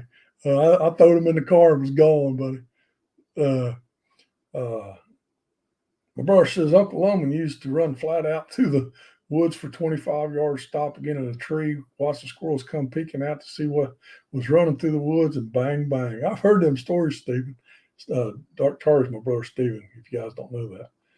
Hey, Abnormal, love your videos. Just got new Colt Commander and just about saved my life a few days ago. Wow. When I was doing some shredding in our land, and a huge diamondback came out of nowhere. Daggone. Don't like them critters. I don't mind snakes as long as I see them first. Colt Commander, great gun. I mean, I was a Colt, brainwashed Colt guy. Still am. Don't own too many autos no more. I had to sell a lot of them. Still own a couple wheel guns. Great gun. Do I kill snakes? It's actually out Florida. Jonathan's on a roll tonight, boys. I try not to kill snakes, guys. I really don't. State of Ohio's against the law, kill snakes. Because my nuisance trapper, we are not allowed to dispatch snakes. With that said, if you're in threat and he's coming at you and he's mad, kill him. You know what I'm saying? Most part of the time I see him, I'm cool with him. I'm not really afraid of them, but I respect them. We've got 3 poisonous snakes in Ohio. Only found one of them here where I'm at, and that's actually a timber rattlesnake. If you don't believe in the state of Ohio, we do have rattlesnakes. We have a timber rattlesnake. Very, very docile. I mean, there's a guy just on Facebook, a kid, holding a daggone timber rattlesnake. I mean, he's holding him out. He wasn't holding him by the head. The head was out, and he's holding him. And they get short and fat, buddy. And he's just, and he's not even trying to strike this guy. And they go, oh, you know what kind of snake this is? I'm like, snake sent you butt to the hospital. But to get bit by a timber rattler, you basically step on him. You physically got to handle him. I couldn't believe that guy was handling him. I've handled them, but with sticks and snake sticks. They're still got fangs. They're a rattlesnake, but they're so docile. It's almost unbelievable how docile it is, which can get you in trouble. That ain't a rattlesnake. He ain't moving. He ain't hissing at me. You pick him up thinking he's something else and get you bit. So, lots of leathercraft. Now I'm on the right account. My brother's always incognito. I think he's got 3 or 4 channels. Dark Tari is a better way than Elf Lord. That cracks me up. So, I mean, I love this stuff. I try not to shoot snakes. Like I said, I really try not to. Have I done it? Yeah. I tried to chase a garter snake. That was out in my, it's a grain bin, but we call it the gazebo or the bird cage. And it was about probably 2 foot long, and I didn't want to hit him with the mower. But I can't bend over and run fast enough no more to catch him because I was going to take him over and throw him in the garden, keep me from running him over. So I got him on the grass already cut, and because I love to have him there. That's a garter snake, he's good. It keeps pests down. Oh, man. So come on, guys. Hit me up with questions, man. We got time. Are you an auto guy? Well, we talking squirrel hunting. Do you like a 22 auto, 22 bolt action when you squirrel hunt? Scope? For younger guys, probably not. I still run an aim point on my 22 rifle. I do have a scope on my Marlin. My other one, I run an aim point on. It's actually not hooked on it right now. That gun that's a Stevenson. I try to keep it as cherry as possible. It's like a 42, if I remember right, 1942. Depending on what time of year and mood I'm in, laugh out loud. Keep your concealed pocket rocket handy. Pam says, I have a good story of pine snake, non-poisonous. They can swell up and make themselves bigger if startled. So basically, he pulls a bluff on them. He swells up. Our snakes here in the rivers is, for me to find a cottonmouth, I've never found a cottonmouth in Greene County. I have found them down south. I have taken apart a ton of bridges and rebuilt bridges. When you start pulling box springs off bridges, there's hundreds of snakes with them. I've had contractors freak out, call an exterminator, guys trying to pull their pistols out. I said, you shoot into that back concrete wall, you're going to get in trouble. They're throwing rocks at them. I jump down in there, start picking them up just by gobs, man. 30, 40, 50 snakes, pick them up. Actually, one bit me here, one bit me here. They're like, oh my God, you're crazy, man. Them cottonmouths, you're going to die. They're all swelled up. They're flattened, white mouth on them. They're going to get me. And they're a common water snake, non-venomous. They have such small teeth that they can barely make you bleed. I'll get a little blood because of sweat. Picked them all up, run them over the river, and dumped them in. Them guys thought I was totally nuts. But that's because I can identify my critters. I know what they were. And I did not want to see them hurt because they are the protector of the rivers. They eat a lot of bad stuff. They're fish eaters too. They will scare the crap out of you. Basically, they scare the crap out of us. We don't kill if I can identify non-poisonous. Your story is better. There's no better stories. We all have snake stories. Back in my days I wasn't such an upstanding, good citizen as I am today, we used to hunt ginseng at places we wasn't supposed to be. Ginseng's worth a lot of money, and it's getting even more and more. But where we're at, we're straight up and straight down. If we get caught in there, it's a lot of trouble. And I reached down one day, and man, big ginseng plant. I said, "Oh man, go, mother lode right there." And I reached down there, pulled my little shovel out to hit the root, and daggone timber rattler was sitting there dead calm. Their camouflage is so good. My hand was that far from it. But I was more focused on the ginseng plant than I was on the snake. I didn't see the snake start digging. If that was probably Diamondback, he'd have bit me. But because that timber's so cool, but did I get the heebie-jeebies? Did I jump back down the mountain going, I thought he got me? Yes, because I don't like being startled. Snakes don't frighten me, but I thought my hand was that far from that snake. And he never messed with me. So, I mean, but do I still jump? And yeah, I don't like him. I look back, daggone timber rattler. He never did care. I was like, get out of the way before I get this ginseng, man. He's like, no, I'm just laying here. It's cool.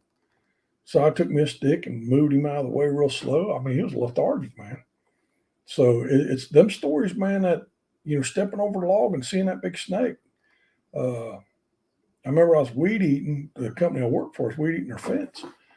And one of the biggest black rat snakes I've ever seen in my life, I reached down and grabbed him. Now, a black rat snake will bite you. He'll hiss at you. He'll give you all kinds of trouble.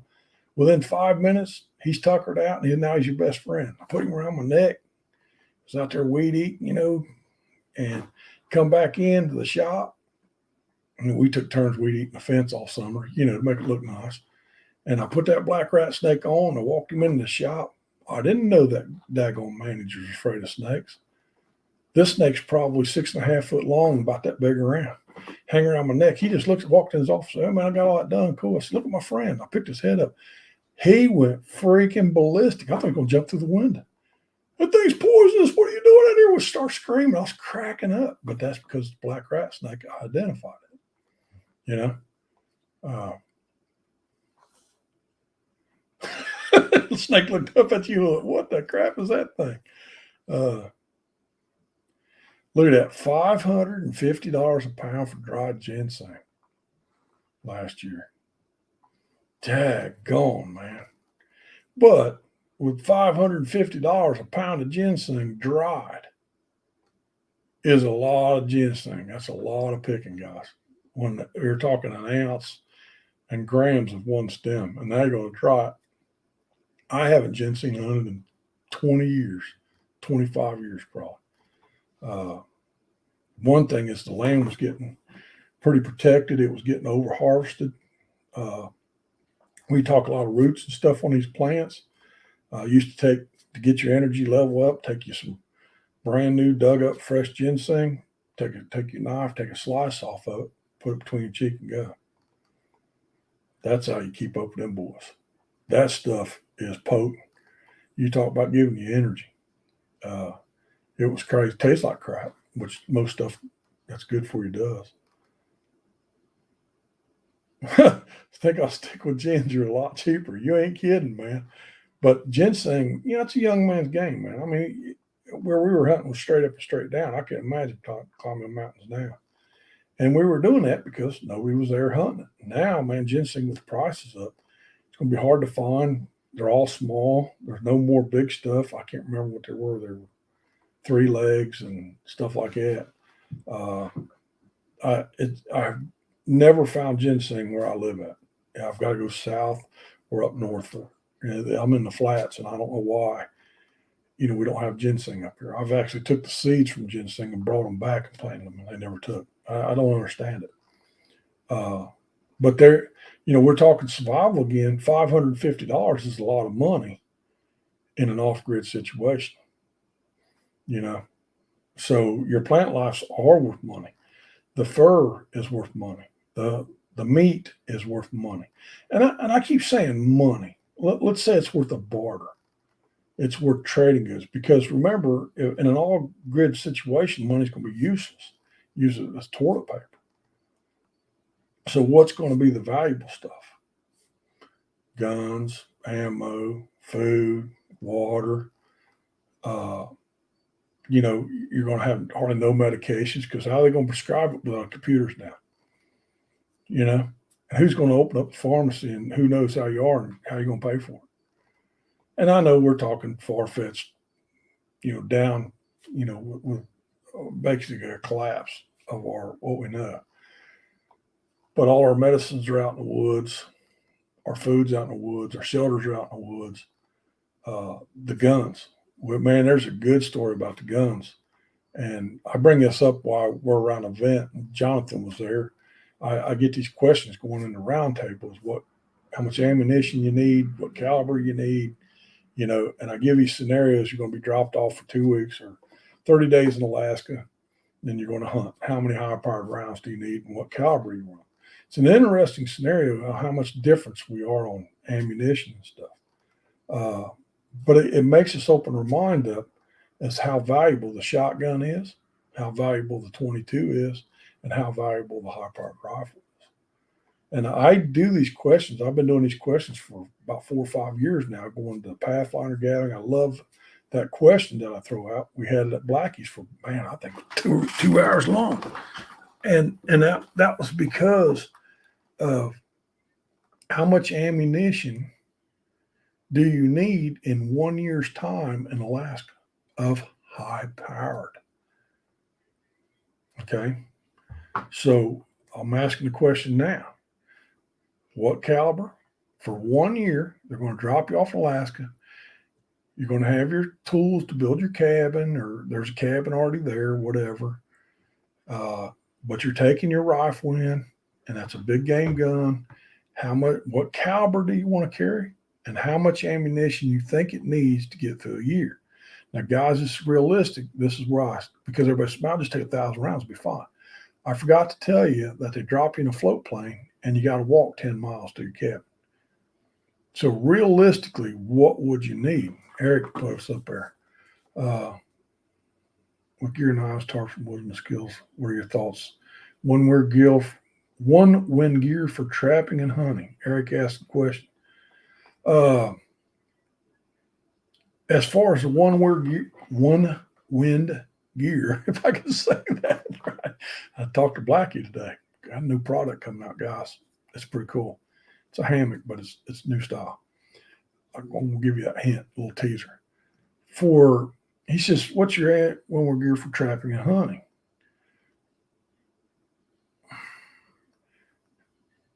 It's excellent gear. Okay. If I could set up say a Panther, the big heavy canvas tent, and this is what's going to be crazy because trapping's in the winter, okay, and we have snow and stuff like that here, rain, freezing rain. The one wind gear is perfect. It's lightweight to get in. The 12 by 12 tarp is big enough, but when you are using that one wind gear, the canvas tent, which would be heavy to move in, to set up, it'd be a base camp where you kept walking back, only because it's a full-blown shelter you can get into. Now, One Wind has that coming. They had the screen-in porch, but you can pull that tarp down, but it's limited on space if you're in there doing your beavers, doing your chores, preparing your meals. Can I get by with it? I have for the last couple of years. I love my One Wind gear.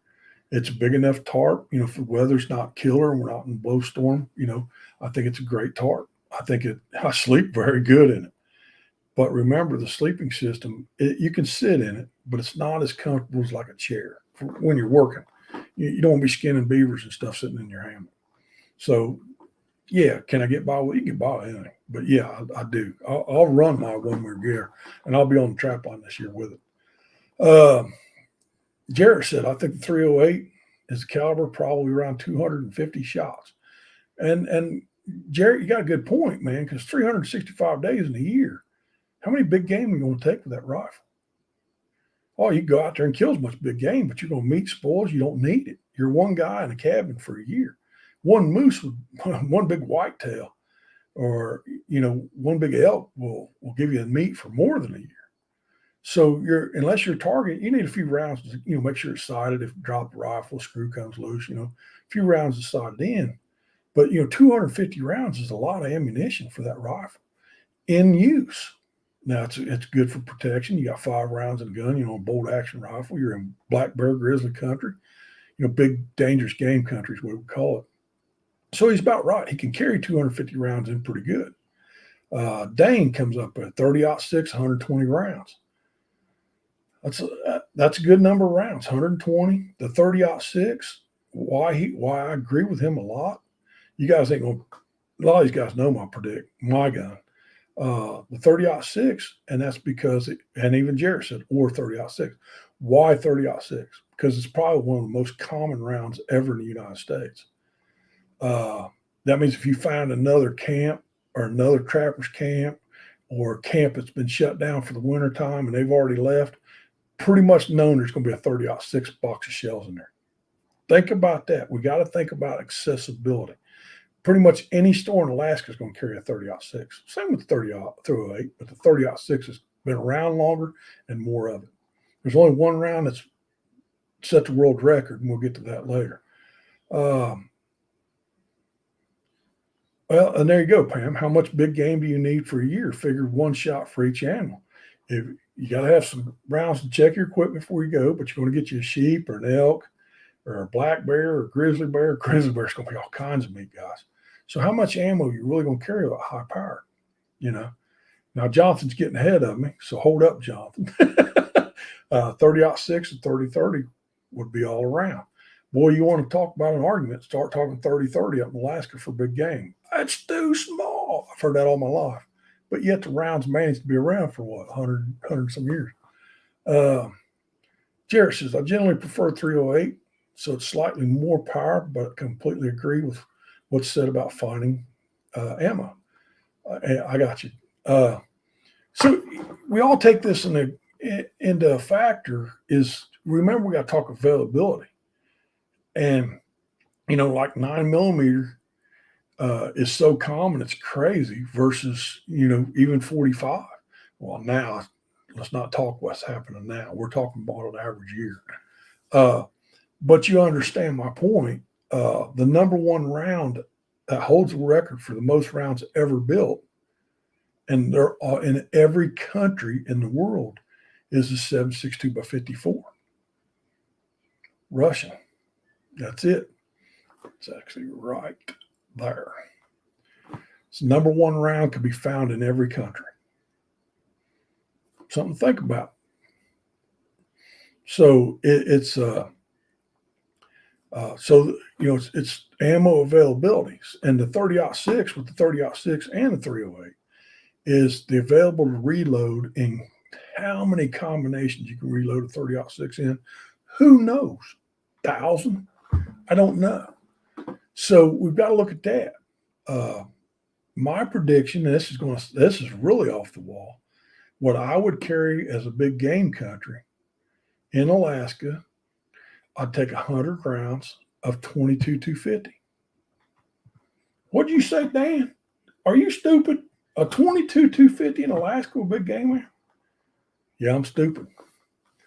I get 3,700 feet per second out of my 22-250. That 22 bullet entering the daggone moose's skull at 500 yards. He never knew I was there. I'm not next to a dangerous animal if I get a bad hit. I can take a grizzly bear right to the skull with 22-250 at 300 or 400 yards pretty easy. The thing's a laser beam, 3,700 feet per second. Oh, by the way, it's a small caliber. Easier to bark squirrels if I had to. Shoots like a laser beam. My opinions, guys. 22-250 going to be common in Alaska. Not as common as 06, but it's there. It's been a long time. So what do you guys think of that answer? I thought that was pretty cool. But that's me because I like shooting small, aiming small, and I like my laser beams. 22-250. It's a small caliber bullet. It ain't big enough for grizzly, Dan. I get tired of everybody says it's a varmint rifle. I got news for you, man. You hit a daggone groundhog 22-250 It's such an overkill. It's like hitting in Afghanistan with daggone 50 caliber. Come on, man. You know, shouldn't have said that. But then you talk about knives. What was your thoughts about the kukri? Eric, well, Jarrett just asked the same question. I've been carrying a kukri for almost a year. Actually, Jonathan Frisbee ordered it for me. It's the same one Blackie Thomas used. I encourage everybody, if you want to learn about the kukri, go see Blackie Thomas' channel. I consider him a master of the kukri. When he was up here this summer, we took my kukri out. He showed us ways. I've been using it. Actually, the day I met Blackie was the day I told him to his face, is I don't know why you carry that kukri, because I don't see its use for the eastern woodlands. And I'm sticking to the story, and I've said it all the time. He went over and pushed Dave Canterbury down, stole the log off of him, come back over to me and Randy, and proceeded to educate me on that kukri. And I learned a lesson. The kukri is a very valuable tool, but it does come with a learning curve. It's a nasty thing to be cut with. But the force you can make out of kukri, I actually took it to 2 survival classes. I forced myself to use it. When you want to get good with something, and that's a big knife, and everybody knows me, don't like them big knives. But I forced myself to make all my fires, do all my camp chores, did my food prep with it. It does have its issues, but is it a survival tool? Well, when you go to all parts of the world and there's a lot of kukris being carried, it's also a formidable weapon, whatever. If a black bear was coming at you and you hit him, it's like hitting him with an axe. The force you can generate with the kukri, and you guys will see videos on that, down the road. Jonathan Tesfa, he bought it for me at last year's Central Ohio Bushcraft. So this October, I'll have it a year. And yes. Put it that way. Go out and get you a decent kukri, man. What would be the one knife for this scenario? The knives, if I've got the problems. The knives I have the problems with, because like I just explained about the skinning knife versus the working knife. It's very hard to say. But I have a WCSK hanging on the wall right over here. I helped on the testing on that knife. It's an excellent survival knife. I don't believe the one tool option exists, but that comes really close. But it's not the best skinner. It's not. It's a great survival knife. WCSK. It comes with a good cost to it. But that's a hard question for me to answer, because I'd have to have 2. I have to have my meat processing knives, and I have to have my bushcraft knives. I actually had a broken back, was in a cast, and my wife was the first time ever out in the trap shop helping me skin a coon with WCSK if it was possible. And any move I made, I screamed. It was killing me. And I still skinned that coon out with that knife. So can it be done? Is it the best skin knife? Absolutely not. But it can be done. But that knife's about bulletproof. I got videos on it, sticking it through a car door, opening a car door up, cutting cables with it. It's pretty hard to beat that knife. It really is. It's a big knife. If you guys don't know what it is, look back on my channel, man. Look up WCSK, go WC Knives, look up WCSK. Blackie's got videos on it. I got videos on it. Everybody's got videos on it. Great knife. It's hard to pinpoint me down on knives, guys. Jonathan, yes, I agree with 2250, but slug and shot with one gun. Well, wait a minute. We ain't talked about the shotgun yet, John. A year in October. Yep. Load at 30-06 with 200 grain bullet will kill anything in North America, but I've killed over 100 deer with 243. And I wouldn't fall under gun with it anywhere. Love the 243. Love the ballistics round 243. One of my favorite rounds. Sue's, hey, Jonathan, 2-minute warning. Okay, man, that went quick. You guys want to talk more about guns next week and cranes and stuff? I'll bring that up. We'll talk about the shotguns and the 22. Right now, I want you guys to go home, think about your high-powered rifles. We're going to continue this next week about your high-powered rifles and your load. and how many rounds you need. You know the scenario. It's in a cabin. You have to walk 10 miles to get to it off the float plane. So you're not going to carry your 3,000 case of 30-06 in, because you're carrying all your other supplies. So I want your thought on that, and I want your thoughts on the 12 gauge. Well, I shouldn't say 12 gauges. Say the shotgun, and on the small caliber. I can't even say 22. Small caliber gun, your squirrel guns, your small guns. So let's go with that. Okay, what that is, you guys know, I ain't been working on my banners. Where's my mouse at? That mouse runs away from me and I can't find it. Oh, there it is. I'm looking. Sorry, guys. Okay, guys, because we're running out of time a little bit. No, that's fine. We don't have a deadline to cut off, but you guys know I ask you for one favor on this channel, and that's the only favor, except other than liking, subbing, and subscribing to my YouTube channel. But I ask for one favor. Can I have 5 minutes before you go to bed to say a prayer for our first responders? I say it every week. We all hate them stinking cops when the lights are on behind me on the highway and I'm speeding. And, you think you're saying bad names. You're mad because you got pulled over, and you hate that dude coming up behind you. But he's also the first one there when you're on fire upside down your car.